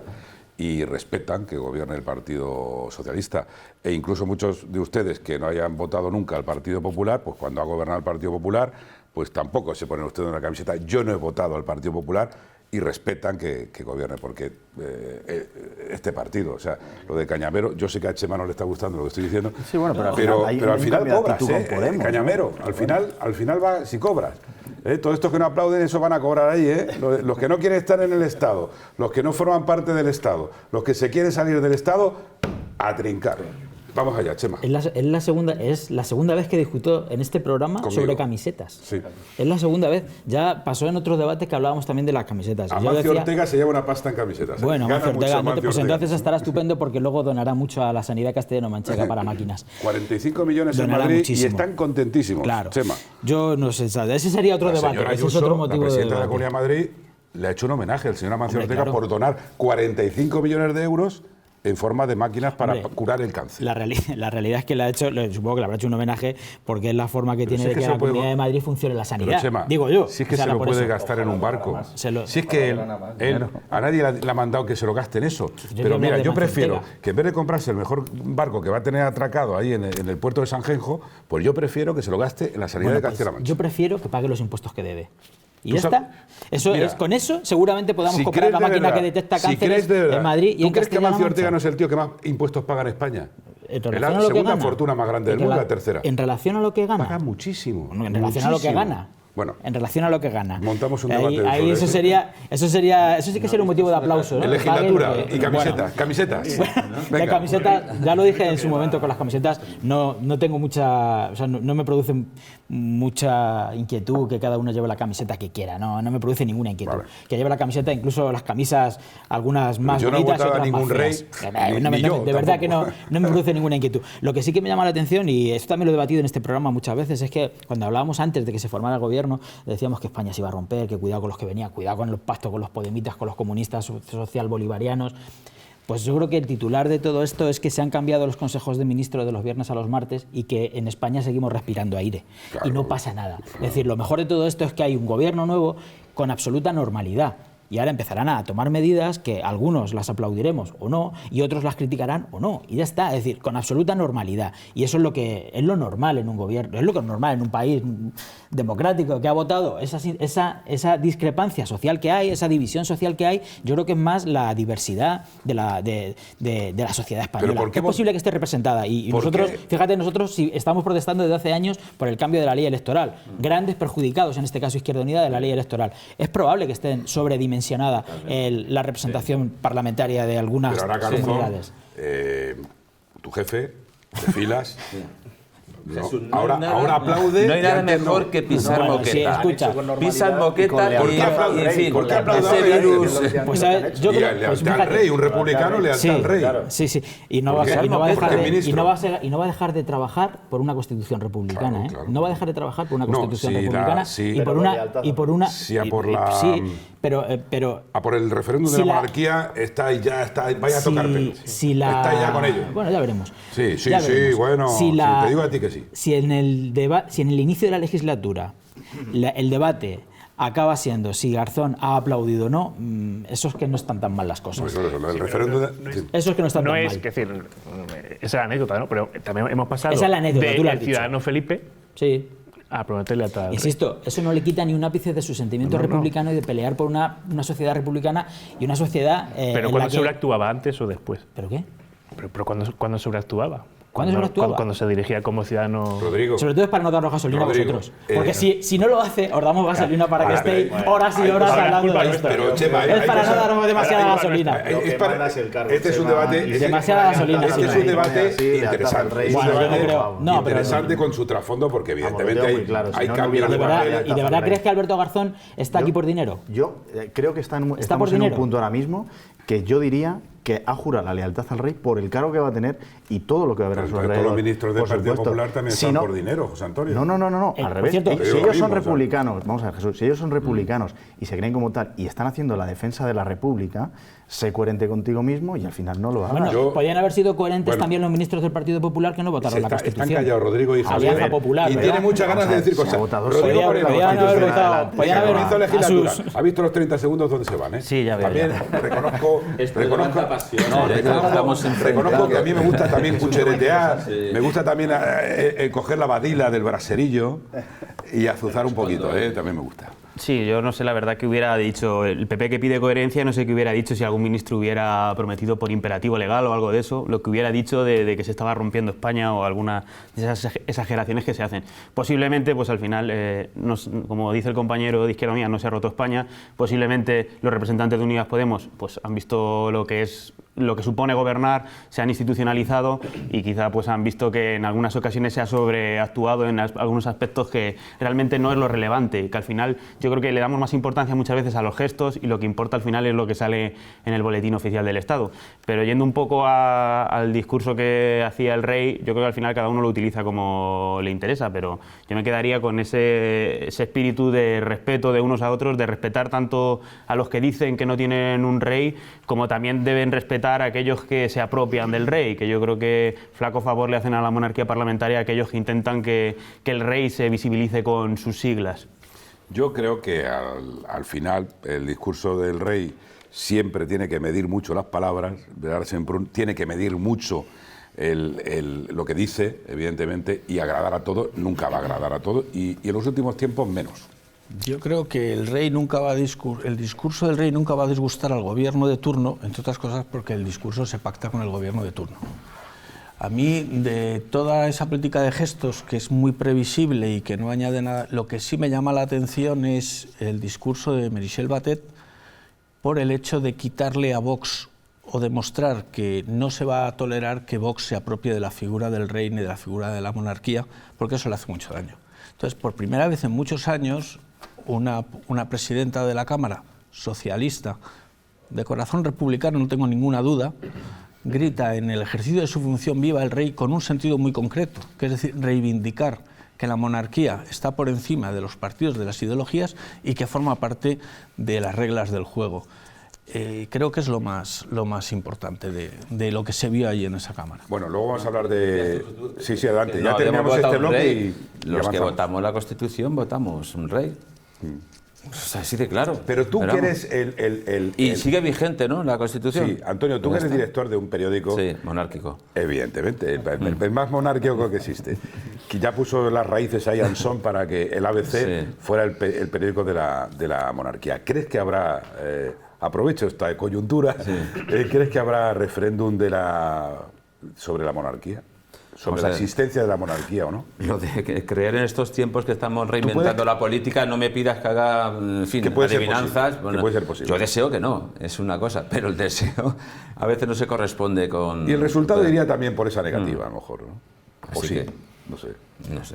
Yo creo que es Chema, tener cuidado, no enredéis mucho, Lo que sí podemos decir es una cosa, es que el sistema de monarquía ha traído los 40 mejores años de este país. Luis, que recordemos. ¿tú crees? Eso es así. Luis. Y quien diga lo contrario es que, en fin... Ciudadanos acata la monarquía perfectamente como partido político, ¿no? Y en sus ideales también, o sea, que está claro. Para mí, yo tengo 40 años, entonces... son los mejores, los mejores 40 años que he vivido. Y José Antonio, el PP, evidentemente. Yo soy más joven que Luis, yo tengo 33, pero vamos, yo creo que mi partido al final está demostrando el apoyo a la corona y a la Constitución del 78, que es la que nos mueve al estar ahora mismo como estamos, como bien decía Antonio, en los mejores 40 años que hemos tenido en este país. Bueno, pues ayer se inició la legislatura, Javier. Pero eso lo que decir que Su Majestad debe mirar más por el retrovisor derecho que por el izquierdo. Claro. Porque en la historia de España, la derecha siempre se ha apuntado felizmente a correr curas y reyes con una facilidad pasmosa cuando no ha respondido a sus intereses. En la izquierda se da por hecho, pero lo proclaman. Y falta la caída de Alfonso XIII, la de Isabel II, la historia nos enseña muchas cosas. Bueno, pues la historia de Castilla-La Mancha pasa por la ley del tercer sector, la hemos anunciado, vamos a hablar de ella, la pasada semana se aprobaba de forma además unánime por todas las fuerzas políticas de Castilla-La Mancha con representación en el Parlamento Autonómico. La verdad es que cuando se ponen de acuerdo, señores, en algo tan necesario para la gente, da gusto dar y comentar noticias como esta del tercer sector que enseguida, después de la publicidad, vamos a desarrollar aquí, en el Braserillo.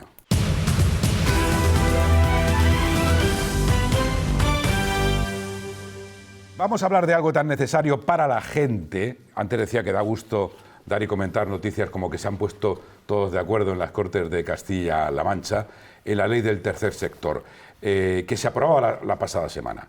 El tercer sector son esas entidades, asociaciones, fundaciones, que no siendo públicas, pues se ocupan de llevar a cabo proyectos sociales muy importantes, que defienden los intereses de muchas personas. Ahora, con esta ley aprobada el pasado 30 de enero, el Gobierno regional va a poder ordenar, definir y apoyar a estas entidades sociales que de forma directa atienden a 400.000 personas de nuestra región y a casi 1 millón de castellanomanchegos de forma indirecta. También la nueva ley va a ofrecer mejores condiciones a más de 6.000 profesionales de este tercer sector y una mejor estabilidad jurídica a las 5.200 entidades, asociaciones, como digo, fundaciones sin ánimo de lucro que prestan servicios en nuestra región. Cuando hablamos tanto de justicia y de igualdad, Javier Semprún, también eran necesarios los hechos, como el que han protagonizado los partidos políticos en la región, que en las Cortes han apoyado una ley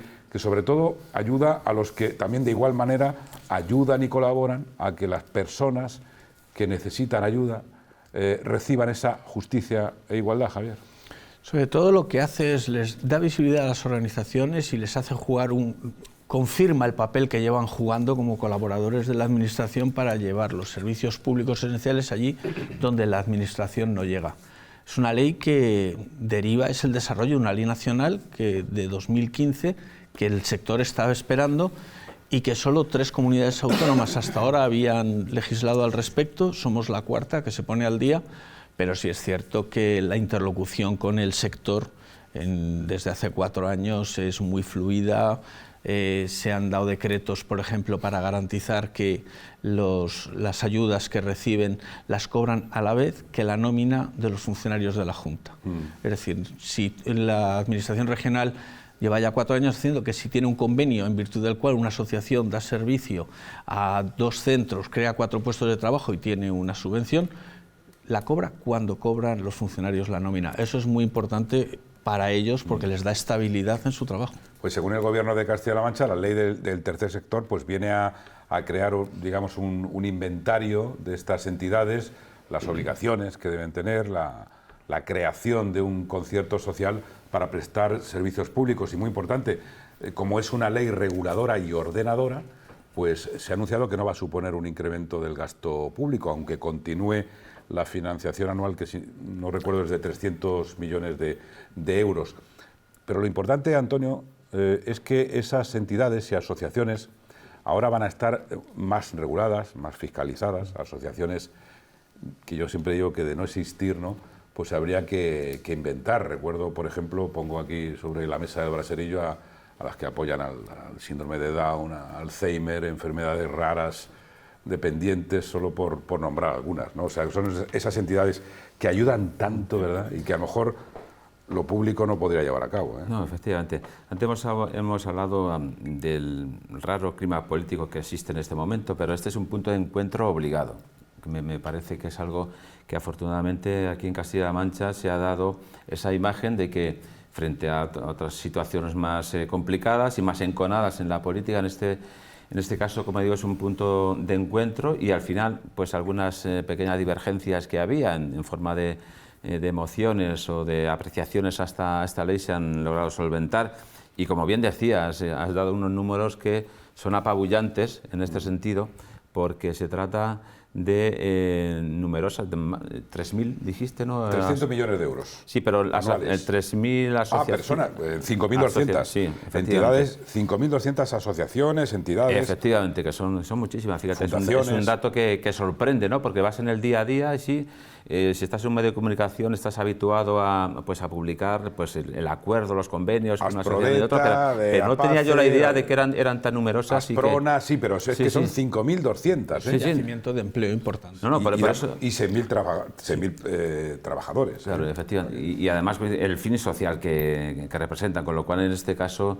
creo que la política ha honrado lo que se merece esta gente. Bueno, yo he visto corto, porque son 5.200 entidades, asociaciones que ustedes conocen, muchas de ellas, 6.000 trabajadores. Hemos dicho que que son 6.000 personas de forma directa, pero luego hay casi 1 millón de personas, incluso trabajadores eventuales que trabajan en estas entidades. José Antonio Muñoz, Partido Popular, también de acuerdo. Totalmente, y además, bueno, como concejal de Torrijos, en Torrijos tenemos estas propias asociaciones que se dedican a esta ayuda.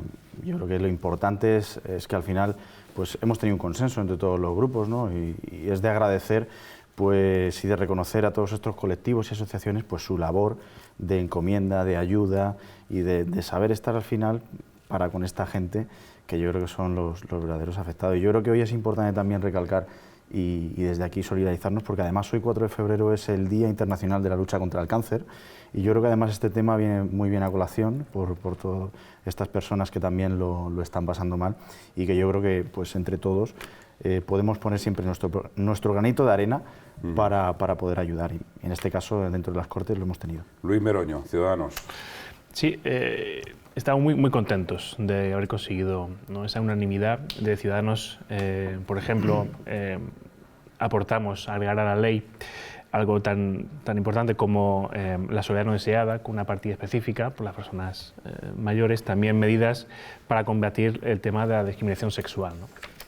Y algo también importante para poder desarrollar el tercer sector, que creemos que es bastante fundamental, porque efectivamente llega a esos lugares donde la Administración no llega, por cualquiera de los motivos, y además tiene, eso hasta un sector económico, ¿no?, porque genera servicios, se genera movimiento, y además es el que está cercano a las personas, ¿no? Entonces, algo fundamental que también quisimos aportar era el tema de una financiación que dice cierta seguridad, ¿no? Entonces, con planes plurianuales, ¿no?, que no están dependiendo anualmente de pedir la subvención, sino que un proyecto que dure un plazo de tiempo más, ¿no? Permíteme, Chema. Señores, Chema es la única persona en el mundo que se lee las instrucciones de las cosas. Antonio. Se lee las instrucciones de los aparatos, de la batidora. Le daremos un premio. El Vademecum, la ley. Esta es la ley del tercer sector y se la ha currado para venir al brasileño, que me encanta. Yo veo muy bien con Chema en ese aspecto. Bueno, ¿qué pero le ponemos? Porque te veo que... ¿O no? Vamos a ver, es que suena hasta feo decirlo, ¿no? Pero yo creo que... Hay que ser también, hay que tener un puntito crítico, y yo creo que hay que ver. ¿Hay que felicitarse por la ley? Sí. Hay otras por el leyes, consenso, sí. Por el consenso, también. Consenso transaccionado. Vosotros es decir, que presentó el Partido Popular y Ciudadanos, presentaron enmiendas que fueron transaccionadas por el Gobierno y que el Partido Popular y Ciudadanos aceptaron. En Castilla-La Mancha se han presentado leyes sin memorias económicas, y esta es una más.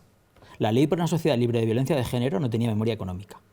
Entonces nos da miedo que cuando jugamos con algo tan sensible no vaya de verdad acompañado de lo que tiene que ir, que son las medidas económicas para que esto se haga efectivo. Recordar que en los convenios colectivos de la anterior subida del salario mínimo, las entidades tuvieron muchos problemas para pagar, sobre todo a las categorías profesionales más bajas de sus asociaciones, los cuidadores, tuvieron muchos problemas para pagar y tuvieron que apretar mucho al gobierno regional para sacar adelante, poder pagar la subida del salario mínimo interprofesional cuando era 900 euros, ahora son 950 euros.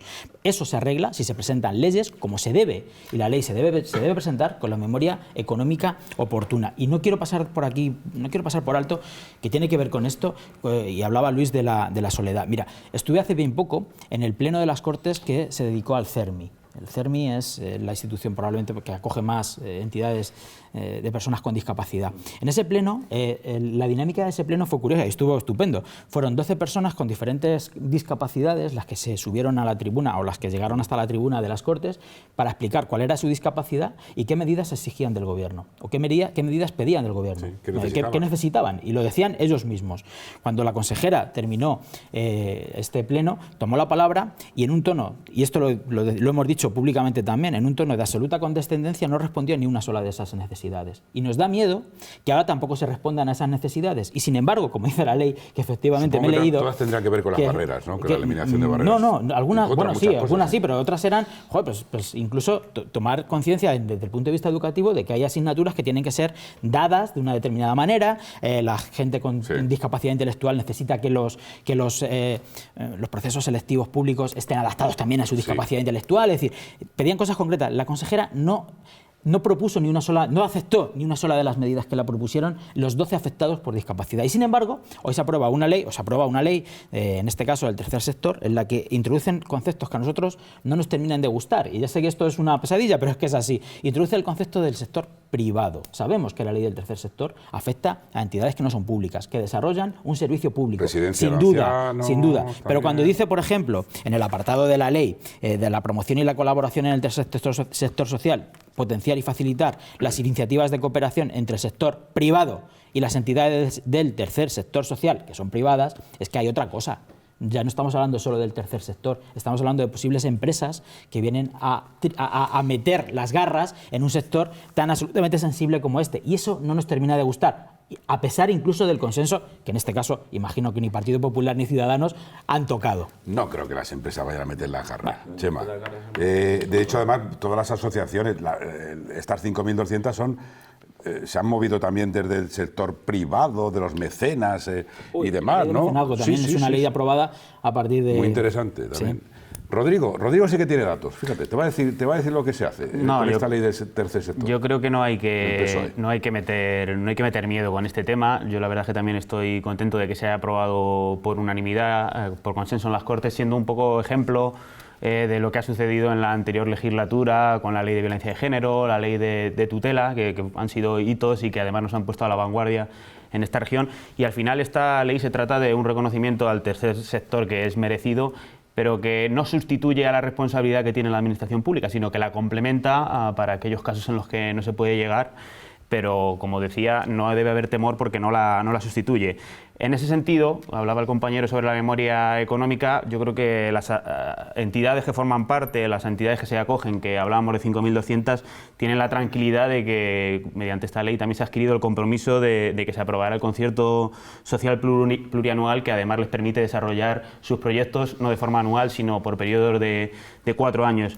Por tanto, yo creo que no hay que buscar 3 pies al gato. Al final, la memoria económica, sabemos que se está hablando de 300 millones anuales, que es lo que se destina a esta financiación de forma anual, y que además le va a dar una seguridad jurídica a las entidades que se dedican a prestar una labor que es tan importante y que yo creo que está bien que las administraciones reconozcan y valoren. ¿Dónde queda reflejado los presupuestos de esos 300 millones? Porque repasando también los presupuestos de la Junta... Es el dato que dio el Gobierno, nada más sí, pero repasando los 10.000 millones que ha presentado la Junta de Comunidades como presupuesto. El Gobierno habla de 300 millones anuales. Sí, pero ¿dónde están? Es que me gustaría que se destina anualmente a estas entidades. Ahora, con eso espera un momentito. Con eso no llegaban. Tú me has dicho, antes de entrar al programa, ahora lo que se va a hacer va a ser ordenar un poco, no fiscalizar. Regular, primero para que, como decía algún compañero, no sé quién ha sido, que las entidades no tengan que estar pendientes de que salga la subvención, salga la convocatoria, o de que haya más o menos financiación, sino de que los proyectos, al poderse hacer plurianualmente, pues tengan unas garantías. Eso vendría a ser una memoria económica que nos pedía en una ley, el compromiso de que se va a aprobar el concierto, que además se va a aprobar por decreto. Venga. Muy breve. Yo solo dos apuntes. Uno, lo importante también, en cierto modo, es que blinda la actividad de estas para que no pase lo que pasó hace tiempo, que en los recortes fueron de los más afectados. Hubo residencias que pudieron dar de comer a los ancianos porque los panaderos de la zona... Está solucionado ya el tema de la residencia en este momento. Es importante, es decir, blindar la colaboración y la vida de estas asociaciones, que lo ideal sería que en el futuro desaparecieran, porque el Estado tendría que ir poco a poco ocupando ese espacio. Pero ahí está. Y segundo, lo del otro día, hombre, lo de la consejera, no pretenderías que entrara en debate sobre un acto que tenía una función y que era dar la voz a ellos sin rebatirles. Antonio, venga, rápidamente. Decía Chema como ferviente defensor de lo público, en exclusiva. No le hables de universidad privada. Que en ese documento pues se ponen otras palabras como privado. Es que si no lo haces, no estás recogiendo la realidad tal cual es. Es que hay, igual que la educación, igual que la sanidad, en el tercer sector también hay, actividades o negocios privados que atienden con servicios a personas. Entonces yo creo que es mejor contemplar todo que no dejar una cosa fuera de la ley. Y el campo lo dejamos en manos públicas también. Mira, es que la realidad es esa, es un compendio entre lo público y lo privado. Sí, a mí lo que me preocupa es que al final, y eso fue un anuncio que hizo Paje antes de hacer la ley, que luego lo quitó de la ley, no aparece por ningún sitio de la ley, ¿no? Sino que iba a introducir el concepto de fundación público-privada, quiero recordar, o colaboración público-privada para el tercer sector. Ahora lo pone. Decían que no le ponía, pero mira, el sector público fomentará las iniciativas sobre cooperación entre el sector privado y las entidades del sector social, que son privadas. que ya son privadas, y efectivamente, ojalá tuviéramos que dentro de poco decir que es el sector la administración pública la que asume este trabajo tan especializado con diferentes discapacidades. Que yo entiendo que ese no es el debate. José Antonio Muñoz, Pepe, venga. Ese no es mi debate. Terminamos con este asunto. Ese no es mi debate. Yo fui candidato en mi pueblo, yo estuve aquí de hecho ya cuando estábamos en campaña, ¿no? Y yo creo que una de las cosas que además llevamos dentro de nuestro programa electoral era un guiño también a este tercer sector. Yo creo que en Torrijos tenemos varias asociaciones de discapacidad, como son AIDIS, como son APANDIS, ¿no? Y también incluso el Centro Ocupacional Dr. José Portero. Pues bien, en Torrijos estamos impulsando al final, conjuntamente todas las fuerzas políticas, y ya hablo incluso lo que decía Javier, ¿no? El ponernos de acuerdo todos los partidos políticos, de impulsar, o de que impulsen desde esta asociación, que dentro de esta ley del tercer sector les va a venir genial, que impulsen un centro para ellos mismos, para niños, de niños con dificultad de desarrollo. ¿Vale? Entonces, yo creo que también es importante que no solamente a nivel regional, sino en los pueblos, se dé importancia a ciertos sectores y que nosotros mismos, como políticos, nos pongamos a disposición del ciudadano los primeros, y que se impulsen dentro de estas asociaciones, que son privadas, pero con gente con problemas, ¿vale? Y les ayudemos en todo lo que podamos. Entonces, nosotros de Torrijos, ya cuando estábamos en gobierno, estuvimos viéndolo con ellos, y ahora desde la oposición incluso, también estamos impulsando con todos los grupos políticos. Entonces, esta ley tiene que ser para todos. Escucho a Luis. Para todos, público, privado y lo que sea, pero ¿quién lo necesita? Luis Meroño, ese no es mi debate. Yo creo que no vamos a discutir con Chema en que lo privado es malo y lo público es bueno, porque igual no dilatamos, ¿no? Pero realmente el tercer sector es un sector muy importante. Hacía falta dotar de previsibilidad. Ser previsible, ¿no? Es decir, que una asociación desarrolle un proyecto y sepa que tiene una aportación económica asignada de tanto, ¿no? Es decir, puede ser un año, 2, 3 años. Es una labor grandísima. Mira, un ejemplo, ¿no? Según el último dato de la EPA, en Castilla-La Mancha se dice, ¿no?, que el paro tiene nombre de mujer, ¿no? Entonces, es el tercer sector, la tercera asociación donde puede entrar también y hacer trabajo de concienciación. Bueno, según el último dato de la EPA, hay 50.000, es que, retomo otra vez el campo, 50.000 menos cotizantes en la agricultura y la ganadería española, ¿no? Es que eso nos ha olvidado decirlo. Y bueno, y se está culpando ya desde el gobierno y desde Europa y los ministros de otros países. El empleo en el campo se está hundiendo y se está culpando, para que ustedes lo entiendan, a los supermercados. O sea, y así está el sector. Bueno, desde otro sitio también hay consenso, donde también se busca unanimidad, como en la ley del tercer sector, es en la Mesa del Agua, que el último día de enero se reunía en Albacete para consensuar entre 40 entidades de esta región, el compromiso de conseguir el consenso y una posición firme y unánime en defensa del agua en nuestra región. El gobierno de Emiliano García Paje espera aprobar ese documento del consenso en el mes de marzo, que sería, digamos, la posición regional del agua.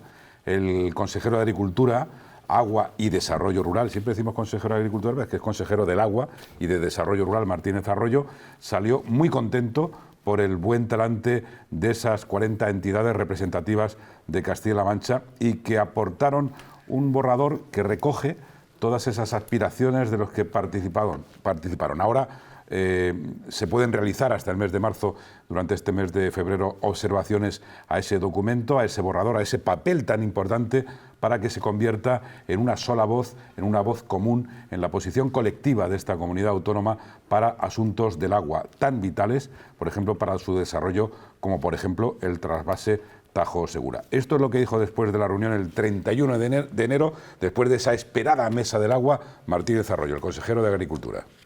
En la segunda reunión de la mesa, que será en el mes de marzo, vamos a dejar un mes, febrero, para que las entidades realicen aportaciones concretas al documento, podamos cerrar en Castilla-La Mancha, por primera vez en la historia, un documento de posición común sobre algo tan importante como el agua, que representa los intereses de todos los ciudadanos. Creo que es una muy buena mañana, un muy buen día, hoy aquí en Albacete, poder decir lo que estoy diciendo, con el respaldo que creo me dan todos los que han intervenido, independientemente de que pueda haber, como siempre, matices.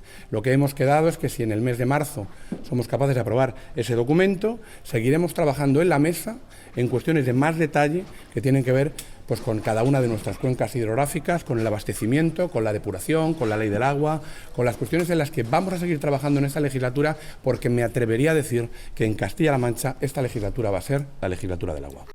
Es ahora, Rodrigo Moreno, cuando, que aquí tantas veces se ha dicho, lo ha dicho Semprún, lo ha dicho González Jerez, lo ha dicho toda la gente que pasa por el braserillo, joder, es que nos da un poquito como de envidia, cuando en Murcia, por ejemplo, todos los partidos se ponen de acuerdo, cuando los regantes de Murcia, cuando todo el mundo va...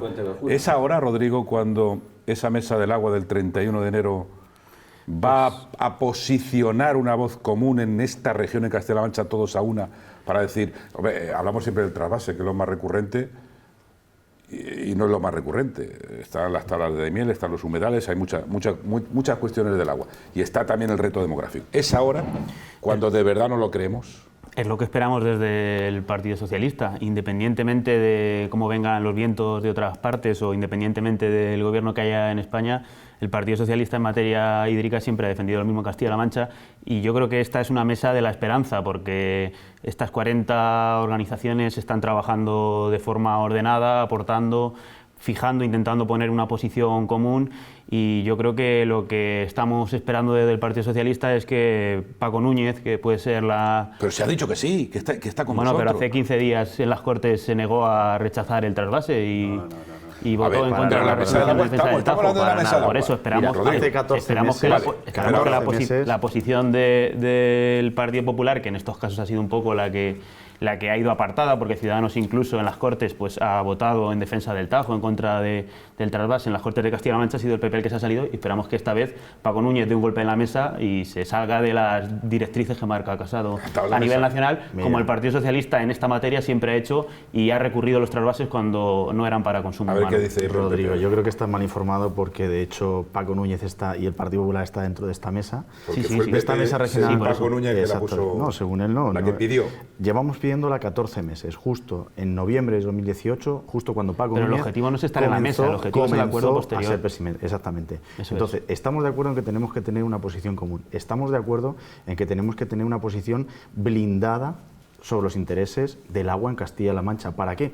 Para al final conseguir un pacto hidrográfico nacional y volver al pacto hidrográfico nacional que había con el Partido Sí, pero en la Popular. mesa del agua no se va a debatir un pacto hidrológico nacional, lo que se va a debatir es la posición común de Castilla-La Mancha sobre la política del agua. Al final y ahí lo que hay que ver es los temas verdaderamente importantes va a decir para lo contrario a lo que decía Nice Díaz o no. Para nada. Y yo creo que por eso es una oportunidad de oro que tenemos que aprovechar. Y yo en ese sentido, la verdad es que tengo esperanzas de que Paco Núñez en ese sentido diga, o consensúe al menos con la dirección de su partido a nivel nacional, que le permitan llevarle la contraria en ese tema, para que Castilla-La Mancha de una vez por todas sea capaz de tener una posición común como tiene Murcia, como tiene la Comunidad Valenciana. Ha hecho una buena entradilla entonces, ¿no, Rodrigo? Sí, yo creo que se llevaría mucho tiempo. Ahora sale el braserillo. Pero yo creo que hay un problema con el tema del PSOE, y es que aún así no han hecho las cosas bien. ¿Por qué? Porque la convocatoria incluso que hicieron a los demás grupos políticos, o entendemos, al Partido Popular se le convocó, no sé si a otras agrupaciones políticas, la hicieron sin ningún orden del día, en una cosa tan importante como es el agua en Castilla-La Mancha. Ni pusieron quién iba a estar dentro de esta mesa, ni a quién se había convocado, ni el orden del día. Entonces, eso es lo primero que deberían haber hecho y haber hecho bien. Antonio, a esta gente del PSOE, del PP, de Ciudadanos y de Izquierda Unida, le vota la gente. Y entonces a esta gente, si no se ponen de acuerdo, pues van a pasar factura a los que no cumplan, con la región. Pues es lo que estamos viendo. Si estamos discutiendo todo el día, pues la gente se va a cansar y se va a hartar. Esas 40 entidades tienen que tener mucha voz aquí y mucha importancia. Por eso se les ha dado, ¿no? Lo cierto y verdad es que hasta 2 días antes de celebrarse la mesa, las relaciones políticas no eran las mejores.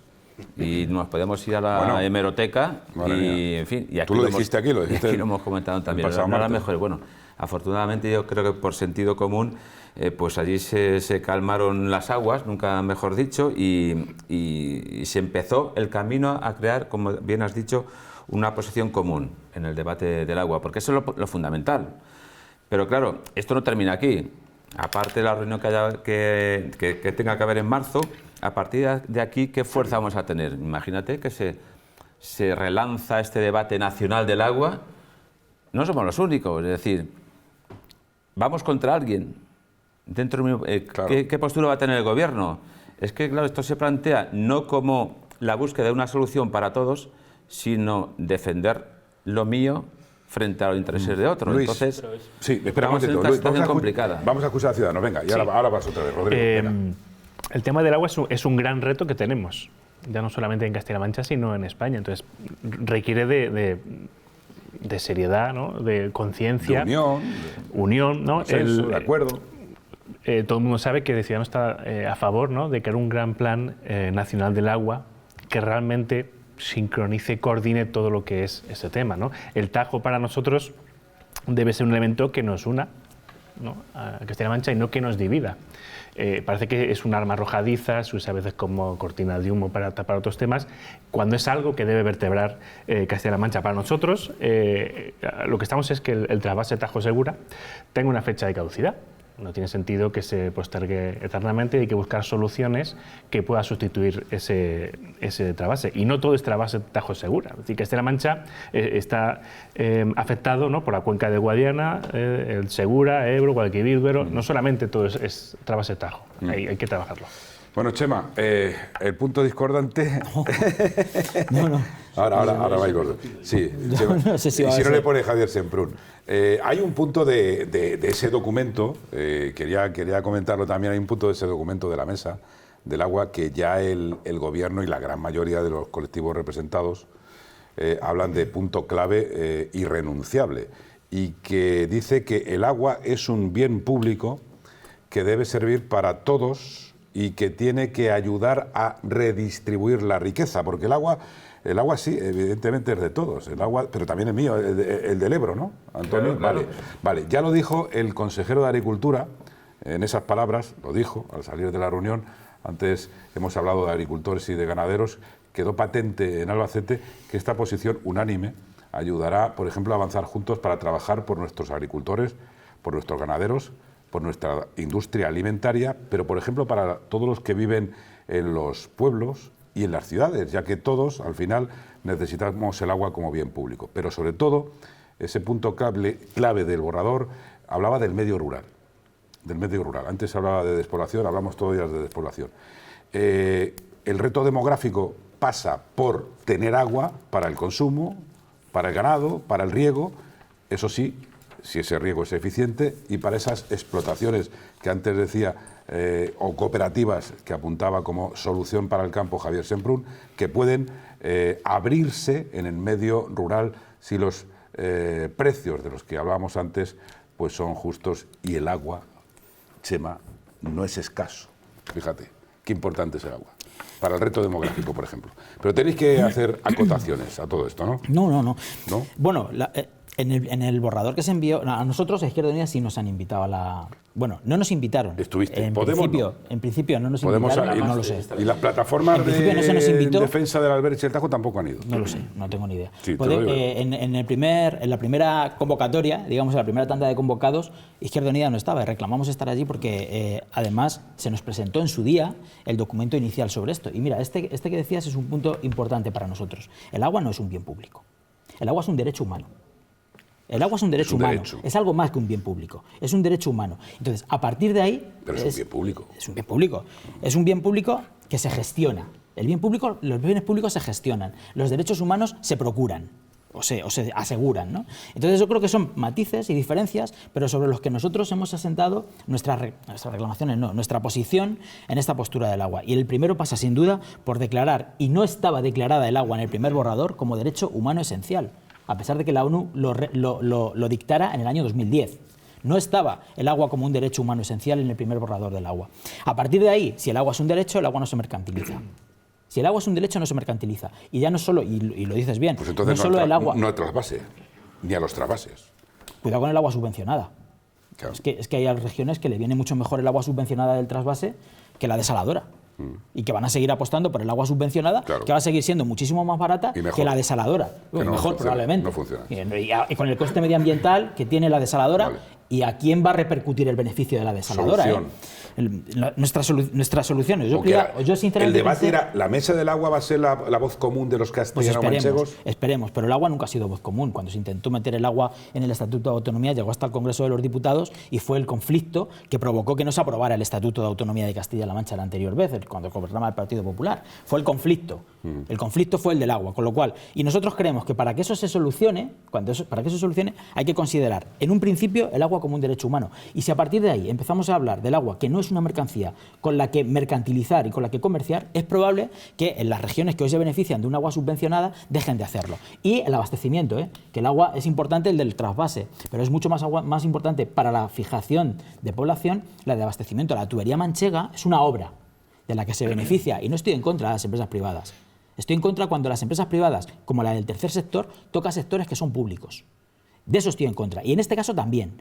La tubería manchega es una obra, una gran obra de ingeniería de la que se van a beneficiar pueblos de Castilla-La Mancha para fijar población. Pero es una obra que el coste lo va a repercutir las empresas en los abastecimientos de los pueblos. Medio minuto para Semprún, venga. Yo me temo que mientras... Esto es, tú sabes eso que dice, cuando no quieras solucionar un problema, crea una comisión que lo discuta.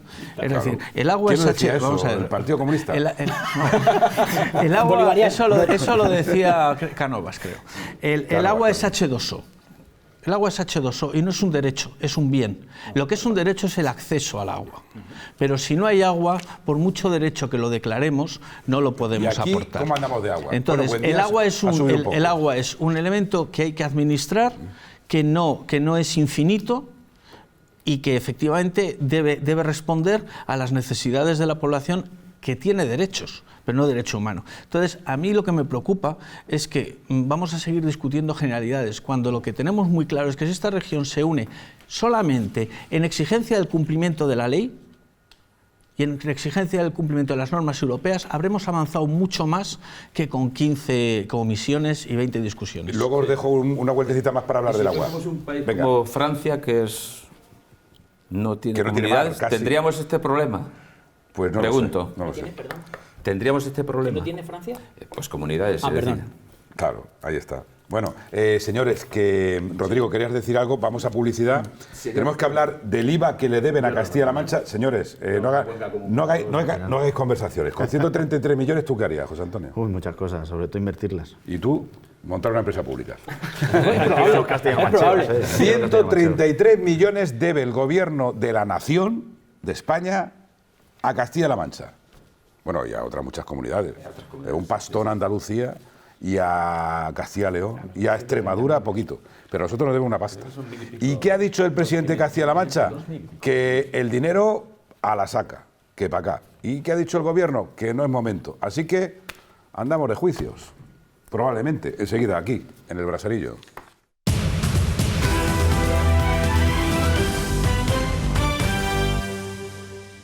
Señores, estamos en la recta final, 20 minutos de este braserillo intenso, además que habla de cosas de Castilla-La Mancha. Dejamos el agua, tendremos tiempo de hablar de ello, pero Rodrigo, ¿quieres decir algo? Venga. No, simplemente... De la mesa del agua, Como Antonio, muy breve, como Antonio hablaba de ir contra, yo simplemente quiero aclarar que no, a nivel nacional yo creo que la solución del agua se tiene que consensuar y que se tendrán que sentar los gobiernos de la Comunidad Valenciana, de Murcia con Castilla-La Mancha y España, además con la nueva sensibilidad del gobierno central, pero para llegar a ese punto tenemos que fijar una posición común desde Castilla-La Mancha, o sea que no se trata de ir contra nadie, incluso si llegado el caso las desaladoras hay que subvencionarlas como se subvenciona el agua del trasvase, pues será seguramente una solución que se pueda plantear. Al final se trata no de ir contra nadie, sino de que todos tengamos recursos, pero que no unos lo tengan a base de otros. Muy breve, a modo de titular. Ir contra para que te hagan caso, es así. Luis, al final... Luis, muy breve, por favor. Sí, muy breve. La posición del agua no solamente es qué hacemos con el agua, sino que deberíamos ponernos de acuerdo en qué hacemos con lo que es la calidad del agua, cómo la gestionamos, el tema de depuradoras que tenemos multas, etc. José Antonio, muy breve. Yo simplemente lo que he dicho antes, en esa mesa lo que tiene que estar representados son todos los colectivos, todas las asociaciones, todas las instituciones, todas esas entidades, todas esas empresas que tengan que ver con el agua, para que al final saquemos esa postura común que venga bien a todos los castellanos manchegos y que al final beneficie al resto de España también. Nosotros a la mesa hemos llevado la postura de que el agua sí es un derecho, aparte de que es un elemento químico formado por dos elementos químicos, hidrógeno y oxígeno, estupendo. Pero el agua sí es un derecho y para cubrir la necesidad creemos que para cubrir la necesidad que se necesita en los pueblos y se necesita en las ciudades, no puede estar el agua gestionada desde la Consejería de Agricultura, que además potencia regadíos en nuestra región, que precisamente no es de regadío, quitándoselo a la Consejería de Desarrollo Sostenible, que es la encargada, mediante su Dirección General de la Agenda 2030, del desarrollo, del desarrollo sostenible, de los objetivos de desarrollo sostenible, incluido el 6, que habla precisamente del acceso al agua como derecho humano esencial. Me ha asustado un poco cuando ha dicho Rodrigo lo de que ahora la mesa del agua va a ir con la mesa de Murcia y la mesa de Zaragoza. Digo, esto es Juego de Tronos. Están como, yo no he visto la serie, pero ¿ha visto alguien el Juego de Tronos? ¿Cómo se llaman eso? Los Barufakis, eso, ¿cómo se llaman?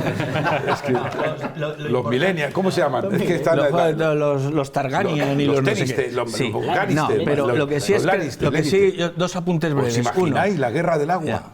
Uno, para los que defendís constantemente que está sobrerepresentado a los nacionalistas, que hay que cambiar a un sistema más proporcional, esto hay que hacerlo antes de que os hagan caso. Porque el día que la ley sea más proporcional a la representación, esta región se queda en la mitad de diputados y de fuerza. Y por otro lado, el argumento que acabas de dar de que esta es una tierra de secano, es el argumento que daba en los años 80 la Unión Sindical de Usuarios del Júcar para negarnos el derecho al agua, ¿sabes? Vale. Nosotros somos huerta, vosotros sois secano. Señores, vamos a dejarlo ahí, tendremos mucho tiempo para hablar de este líquido elemento que tenemos en las jarras, no hay otra cosa, se lo aseguro, ¿eh? ¿Verdad, Semprún? No. Agua siempre, y además mineral de aquí, de esta tierra. Aunque nos sea tememos, antes decía, si no hay diálogo, ahora está de moda el tema del diálogo, está de moda lo del diálogo, pues dialoguemos. Pues nos tememos que la devolución de la liquidación del IVA que el Gobierno de la Nación, el Gobierno de España debe a las comunidades autónomas va a terminar en los tribunales si el Gobierno de Pedro Sánchez no dialoga, no negocia, no se entiende antes. Pues se podría llegar a esa vía jurídica que ya han anunciado algunas comunidades autónomas y que van a llevar a cabo para cobrar lo que es suyo. Y la Junta de Castilla-La Mancha está en esa lista de acreedores, por así decirlo. Ese IVA, esa liquidación correspondiente al año 2017, llevamos retraso. ¿Cuánto reclama cada comunidad? Bueno, pues, por ejemplo, Andalucía es la que más, 537 millones de euros. Le sigue Cataluña, con 443 millones de euros que se le adeuda del IVA. La Comunidad de Madrid con 337. Y así hasta llegar, por ejemplo, a Castilla-La Mancha, lo importante, que reclama 130 millones de euros. Por ejemplo, Extremadura son 75. Hay 3 comunidades autónomas, Navarra, País Vasco y Canarias, que tienen régimen propio. ¿Qué va a pasar? Pues ayer mismo el presidente de nuestra región, García Page, este lunes, confirmaba que va a dar autorización a los servicios jurídicos de la Junta para que procedan a presentar los recursos jurídicos que haya lugar para reclamar ese IVA. También dijo confiar en que haya entendimiento. Escuchamos a García Page. Yo me debo a los intereses de Castilla-La Mancha muy por encima de los intereses de mi partido y de cualquier otro. Y esto es evidente que lo tienen que entender sobre todo los más próximos, pero lo tiene que entender todo el mundo, ¿eh? Lo tiene que entender todo el mundo. Hay muchas deudas pendientes y mucho dinero que está todavía por aclararse. Más de 1.000 millones en el conjunto, al menos en la relación con Castilla-La Mancha. Entiendo que en este retraso ya patológico que tiene la financiación autonómica en España, que da igual, estamos empezando a perder, ya no digo la esperanza, pero sí la mínima ilusión que se tiene con algo que es cumplir la ley. En España, pues de la misma manera que exigimos que la cumplan los independentistas, y yo a conciencia y sin ambigüedades, tiene que cumplirse por todos los lados, y la financiación de los servicios públicos esenciales que prestan las autonomías llevan en lista de espera una barbaridad, por unos motivos o por otros. Somos casi la principal víctima de la inestabilidad política, ¿no? Y esto tiene consecuencias, pero hay cosas que saltan a la vista, es evidente, no tiene lógica. De la misma manera que yo no puedo dejar de pagar una nómina de un mes, no puedo dejar de liquidar los impuestos de un mes, que es lo que está pasando con el IVA, y por tanto mañana procederemos a iniciar la autorización a los servicios jurídicos de la comunidad autónoma para que procedan con los recursos que haya lugar. Más claro, ya sabemos que el presidente de nuestra comunidad no es de los que se calla o se guarda una y que aprovecha cualquier momento para decir pues lo que piensa y decir lo que acaban de escuchar, que cree que para él es justo ayer sobre este asunto, ahí lo ha dejado claro, y aprovecho para recordar a quien corresponda que espera que haya entendimiento y vengan también para acá esos 130 millones sin ir a los tribunales, y que el entendimiento debe ser con todos y todas las comunidades, ya que a Paje le molestaría y mucho que se pagara el IVA, no lo ha dicho en estas declaraciones, a comunidades autónomas por lo que pida un diputado concreto o porque se le antoje, ahí sí que lo ha dicho, a los independentistas, algo que recibiría como un golpe moral. Por cierto, estas declaraciones las hizo en el Palacio de Fuensalida después de haber firmado con la alcaldesa de Puerto Llano y la alcaldesa de Talavera de la Reina 2 lanzaderas de empleo. Son las 2 ciudades grandes de envergadura. Lo digo porque Talavera tiene mucha influencia, este programa tiene mucha influencia en Talavera, nos ve mucha gente ahí, y esas declaraciones las hizo después de haber firmado ese acuerdo para las lanzaderas de empleo para dar empleo a estas 2 ciudades tan necesitadas. Bueno, José Antonio, aunque tú seas del PP, representas al Partido Popular, pero Paje es un tío muy claro, o sea, lo dice así de claro. Vamos a los tribunales, ¿te lo crees? Pues mira, yo lo primero que creo es que Paje se debe a los intereses de Castilla-La Mancha, como muy bien acaba de decir. Como lo ha dicho. Como muy bien acaba de decir. Pero lo que está claro es que Paje tiene 2 caras. Tiene una cara en España, al resto de España, y una cara en Castilla-La Mancha. Una cara blanda, amable en el resto de España, cuando va diciendo que no se tiene que pactar con Podemos, que no se tiene que pactar con los independentistas, que no se tiene que hacer, y luego otra cara, bueno, y luego pactan, ¿no? Luego pactan. Y otra cara aquí en Castilla-La Mancha, donde efectivamente él, bueno, además la tiene de hormigón hermao, esa cara que pone aquí en Castilla-La Mancha, porque pacta durante 4 años con Podemos, pacta o llega a acuerdos como he dicho, con Podemos, y lo que tiene que hacer es pedir al final que paguen ese IVA atrasado desde 2017, los 135 millones de euros. Y si tiene que denunciar, y no solamente decirlo para ser noticia a nivel nacional, que lo haga y de verdad. Que no sea otra vez esa cara amable que está poniendo en España, y que no sea, o sea, que al final no tenga esa cara dura de salir a decirlo y luego no hacerlo. Porque el Partido Popular lo reclamó hace ya 5 meses y ellos, o el PSOE, no lo hizo porque estaban inmersos dentro de la campaña electoral. Bueno, Paje dice lo que dice, que ha puesto en marcha a su gabinete jurídico, el de la Junta, para reclamar ese IVA. El Gobierno de España dice que en Anay. Eso es lo que de momento está diciendo. Pero ¿por qué no lo hizo hace 5 meses ya, cuando el Partido Popular le dijo que lo hiciera? Pues mira, yo creo, José Antonio, y no sé si estáis todos de acuerdo, que es que son muchas comunidades autónomas las que van a poner en marcha sus servicios jurídicos. Si es así, adelante, pero que no tenga esa doble vara de medir. Entonces ahí, no solo Paje, Luis. Sí, hay algo que es central, ¿no? Y es que Sánchez no puede usar el dinero de los castellano-manchegos para ajustar sus cuentas. O sea, lo que en 2019 era no puedo hacer las transferencias porque estoy en funciones y no tengo esa capacidad, ahora resulta que es que no es posible hacer esa transferencia. Entonces eso es algo que de primeras, que Sánchez nos tiene acostumbrados, ¿no? A que diga una cosa, a la contraria, según si es por la mañana, si llama Rufián, te va cambiando la opinión, ¿no? No miras que no, Chema. Bueno, concluye. Entonces, nosotros hemos registrado, ¿no? En ese sentido, creemos que es otra cosa, que es por la cual tenemos que estar realmente unidos, ¿no? Para exigir a Sánchez ese pago, porque es un dinero que es de todo lo que hacen los manchegos. Luego tendremos que pagar la sanidad, que son 130 millones, que en la inmensidad no es mucho, pero es un dinero que pertenece a los castellano-manchegos y que Sánchez retiene con sus intereses propios. Venga, ya que Luis te ha dado paso. Chema, ¿tú aquí eres gobierno de España o estás con Paje? A mí me llama la atención. Siento hacer estas preguntas tan retóricas, tan directas. Yo no estoy en el gobierno. Te tengo cariño, Chema, te quiero. Te quiero mucho. No, pero... A mí me preocupa mucho que la primera salida del presidente de Castilla-La Mancha. Rodrigo, no sé con quién se junta ahora, pero bueno. Ahora lo contará. Venga. Pero a mí me preocupa mucho que la primera salida política del gobierno del presidente de Castilla-La Mancha, que es del Partido Socialista, que es quien está gobernando en España, sea judicializarle. Es decir, me llama mucho la atención que la reclamación de Paje sea mediante amenaza con los tribunales. Esto no lo ha hecho en otros momentos. No ha amenazado con los tribunales. José Antonio ha dicho que el PP lo ha puesto en marcha. Sí, pero no amenazó con los tribunales nunca Rajoy.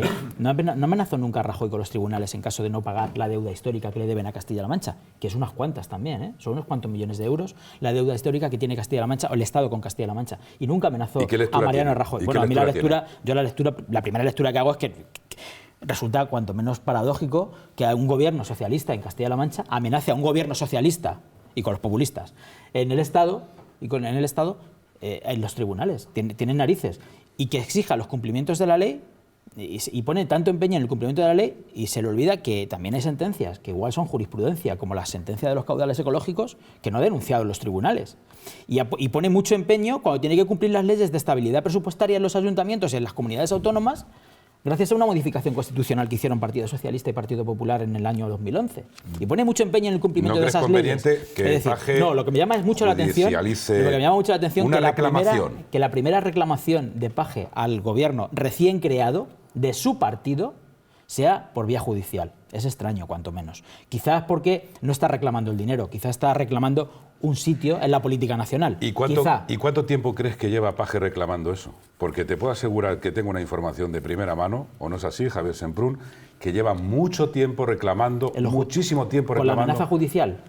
¿Sabes desde cuándo? Desde 2017. ¿Pero con la amenaza judicial? No, con la amenaza judicial no. Hombre, por eso digo pero que si le van en dando este caso introducimos esa amenaza judicial. Ábrenos el camino, danos un poquito de luz. Bueno, yo creo que no nos tiene que parecer paradójico, porque igual que no nos parece paradójico que el gobierno de Castilla-La Mancha recurra a los trasvases que aprueba el gobierno de España, pues que en este caso se defiendan los intereses de Castilla-La Mancha. Yo creo que hay que dejar el sectarismo de las siglas a un lado y defender los intereses de quienes está representando, que son los ciudadanos de Castilla-La Mancha. Yo de verdad, sinceramente, creo o deseo que se resuelva mediante el diálogo y mediante el consenso, pero es verdad que esta vía se avisó, Emiliano García Paje avisó hace 20 días, después de utilizar otras vías que se abonara, y como no se ha atendido esa solicitud, pues se recurre a la vía judicial mientras se apela al diálogo y al entendimiento para que se resuelva. Yo creo que no debemos olvidar algo muy importante en este tema, que al final es un problema heredado del gobierno del Partido Popular. Hay que recordar que el IVA de 2017 que se está reclamando se debe a una modificación legislativa que hizo Montoro cuando todavía gobernaba el PP, por el cual el IVA se recaudaba en 11 meses en lugar de 12, y que el Partido Socialista, a través de los presupuestos generales del Estado de 2019, intentó compensar a las comunidades autónomas. Esos presupuestos generales del Estado en contra de los que votó el Partido Popular, que ahora se da golpes de pecho para reclamar ese IVA. Si esos presupuestos generales del Estado se hubieran aprobado, no habría este problema, pero como se rechazaron, estamos viviendo este problema. Montoro, y por supuesto los intereses de los castellano-manchegos por encima de los intereses de los partidos. Ciudadanos entiendo que se da por aludido porque también votó en contra de esos presupuestos. Yo lo veo muy sencillo, es decir, ¿por qué ahora y no si lleva reclamando desde 2017? Muy fácil. Es que lleva reclamando mucho tiempo. Porque el gobierno ahora ha dicho que no lo va a pagar. Claro, es que ha dicho porque que hasta ahora no decía, no puedo pagarlo, no estoy en funciones y ahora no lo voy a pagar. Es importante además que viene en un contexto en el que se ha firmado un acuerdo de gobernación con los catalanes, básicamente, en el que se le prometen prácticamente todo ese dinero de IVA en inversiones urgentes, casi 2.000 millones, que es el montante. Entonces es donde salta el tema, ya habla de mercadeo, habla de no sé qué, pero es elemental. Pero yo creo además que no hay que reclamar 130 con intereses, porque yo cuando a Hacienda no le pago regularmente en cuando ellos dicen lo que ellos dicen, lo primero que me vienen son los deseos. Exacto.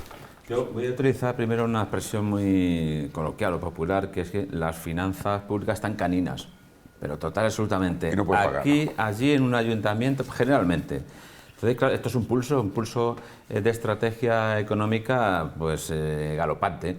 Yo entiendo que Emiliano García Paje, como el presidente de Andalucía, por ejemplo, reclame pues un ingreso mollar. Es que imagínate que llegan a 130 millones de golpe a Castilla-La Mancha. En fin, el balón de oxígeno es total y absoluto. Fíjate. Pero como decía Javier también, el gobierno central tiene sus promesas que tratará de cumplir. Veremos a ver. Chema.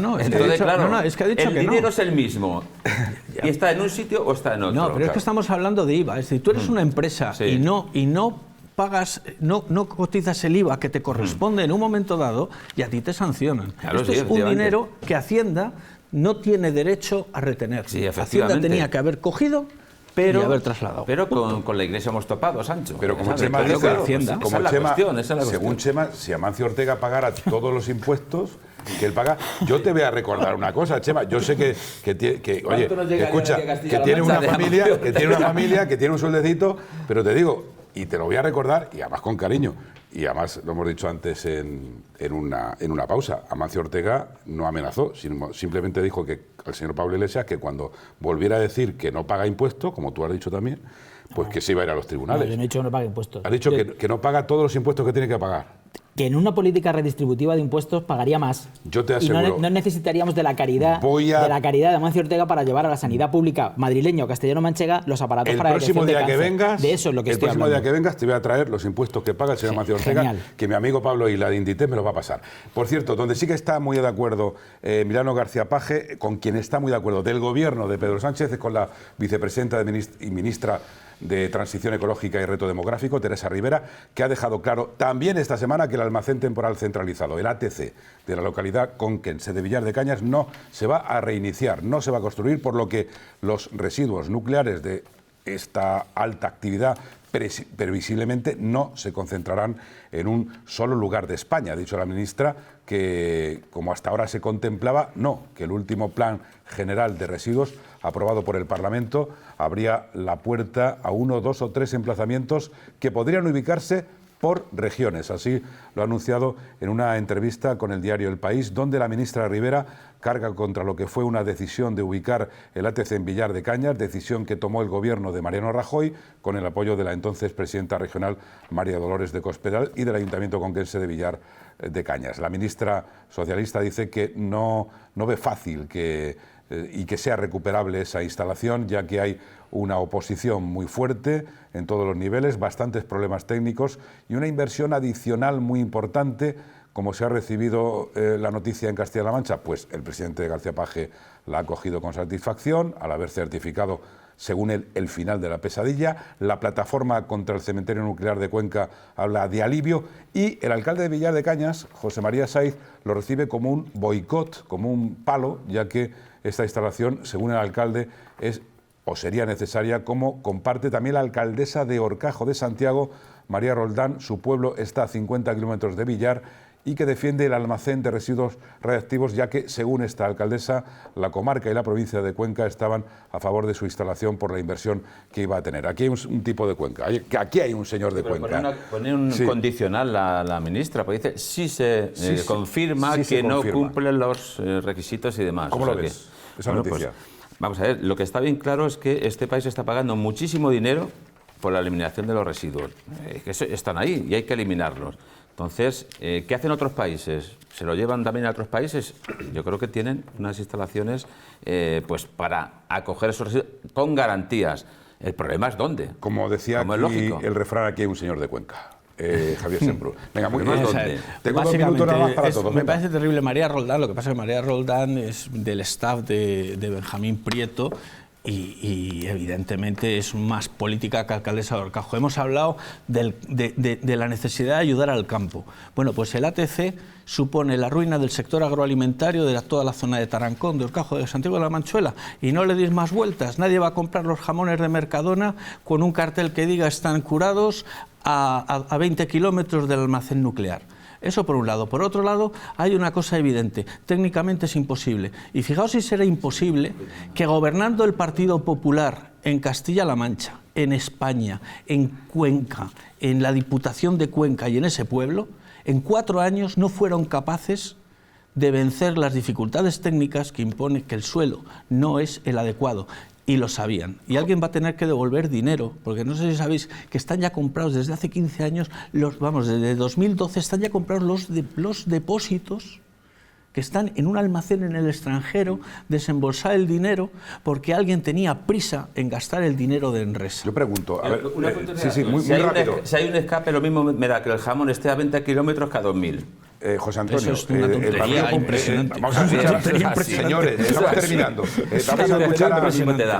Vamos a escuchar a José Antonio Muñoz, que él es representante del Partido Popular. Es lo que mucha gente se ha preguntado. A lo mejor otro tipo de instalación que no tenga nada que ver con esto hubiera traído a esa zona de Cuenca tan necesitada, pero no sé, estamos hablando de un parque temático u otra cosa, o eólico, o algo que diera trabajo, que es lo que buscamos todos. Bueno, al final el ATC también daría trabajo a toda la zona, ¿no? Y yo creo que Paje, Paje se comprometió a que si el ATC no estuviera, llevaría a cabo un proyecto con miles de empleo en la zona. ¿Dónde está ese proyecto? Bueno, primero tiene el alcalde que decir vamos a ello, pero si el alcalde te dice que no desde el principio, Vale, pues vamos acaba. a ver. Y encima te insulta, potenciar la zona. Y mis compañeros, de hecho, la alcaldesa de Orcajo y el alcalde de Villar, lo que están reclamando es su sitio, porque han tomado todas las medidas oportunas para que el ATC tuviera, de hecho, todas las garantías de instalarse en sus pueblos, en su zona, como energía segura, con garantía, incluso limpia, podría llegar a decir. Es un debate largo y complicado. Luis Meroño, sí. Ciudadanos, muy breve, por favor. Yo creo que aquí hemos empezado un poco por el tejado, ¿no? Es decir, ahora pone la ministra lo que es... Echa el cierre. Pone el candado, si cumple, ¿no?, los requisitos. Es decir, empezamos a valorar si se cumplen los requisitos técnicos. Es decir, es una valoración que primero debe centrarse con datos técnicos. Si eso es perfecto. Vale. Por eso no se ha hecho. Lo segundo, hay que tener una solución. Nos cuesta 74.000 euros al día que Francia almacene los residuos. ¿Y qué residuos están en Francia? 74.000 euros. No, ¿qué residuos están en Francia? Los de Vandellós. A ver, señores, a ver qué solución da Ciudadanos. Vamos a escucharlo. Pero ¿qué residuos están en Francia? Javier. Porque los de Trillo están aquí, ¿eh? Pero los residuos están ahí, las centrales nucleares están obligadas a construir APIs temporales para almacenar. Entonces, al final, en cualquier caso, tenemos los residuos nucleares. Bueno, Chema, muy breve, por favor. Como sé que es breve, pues iré a un debate que yo creo que es el que provoca esto. Estando de acuerdo con lo que comentó Javier al 100%, y por tanto no voy a repetirme, yo creo que el debate donde tenemos que ir es a qué modelo productivo tenemos y queremos. Porque si el modelo que tenemos genera estos residuos tan problemáticos, tenemos que empezar a cambiar radicalmente el modelo de producción, el modelo de desarrollo que sea verdaderamente sostenible en estos pueblos de Castilla-La Mancha. Y es que si técnicamente es inviable, y técnicamente era tan inviable como que era riesgo sismológico el que ocurría en esta zona, chico, es que igual estaba equivocado el proyecto. Rodrigo. Están claras las comprobaciones que decía técnicas de que el suelo sísmico no es el mejor lugar para coger un cementerio nuclear, y la verdad es que es una buena noticia las declaraciones de la vicepresidenta del Gobierno, que yo creo que la mayoría de la sociedad castellano-manchega celebra, a excepción de Paco Núñez, que ahora es un convencido defensor del ATC, pese a haberse manifestado en contra, y la pobre alcaldesa de Orcajo de Santiago, que parece que la han obligado por su condición de diputada a manifestarse a favor, aunque seguramente que en su pueblo no podrá sacar mucho la cara por el ATC. Simplemente, la gestión de este caramelo envenenado que nos concedió Cospedal a Castilla-La Mancha fue chapucera. Por eso no se llevó a cabo, y el compromiso de Emiliano García Paje en contra del ATC ha sido firme en todo momento, y también ha sido el compromiso firme en defensa de la alternativa, que hemos visto el pasado mes de enero que el vicepresidente Guijarro se ha reunido con 13 alcaldes de la comarca del ATC para informarles de proyectos fotovoltaicos que se instalarían en la zona y que producirían una inversión de 800 millones de euros, 50 puestos de trabajo, y que además ya hay una empresa que ha aportado un aval de 20 millones de euros para que se lleve a cabo. Antonio, eso es lo que decíamos, que si no es eso, pues que sea otra cosa, que se instale otra cosa, que se instale otro centro de producción de labor, de trabajo, ¿no? Porque si no sería un cementerio literalmente en el sentido de la palabra, bueno, ¿no? Señores, hemos empezado hablando de los agricultores. Yo lo único que pido es que, la pregunta de todos es que ellos, la conclusión que yo he sacado es que tienen competencia desleal desde dentro de su industria de distribución y todo lo que llega. Los agricultores están en la calle, yo creo que va a haber más concentraciones, todos los ojos están puestos en el campo, de nuevo, agricultores, ganaderos, industria agroalimentaria, está cambiando. El mundo está cambiando, sin duda. Chema, muchísimas gracias por estar con nosotros. Compañero de Izquierda Unida, compañero del Partido Popular, compañero del Partido Socialista, compañero de Ciudadanos, porque claro, si no, me quedo aquí con el monárquico y no vea, ¿no? Semprún y Antonio sí que son buenos compañeros míos, y os agradezco el interesante debate de todos los temas que os hemos planteado y que habéis desarrollado todo magníficamente bien. Hasta aquí este tiempo de opinión, de reflexión, de debate, de información sobre los temas, hoy muchos, como decimos, más cercanos, y cada semana le ofrecemos también en esta su televisión de cercanía, también de cercanía. En 7 días les esperamos con más asuntos y cuestiones que volveremos a abordar aquí, en El Braserillo. Hasta entonces, que sean felices.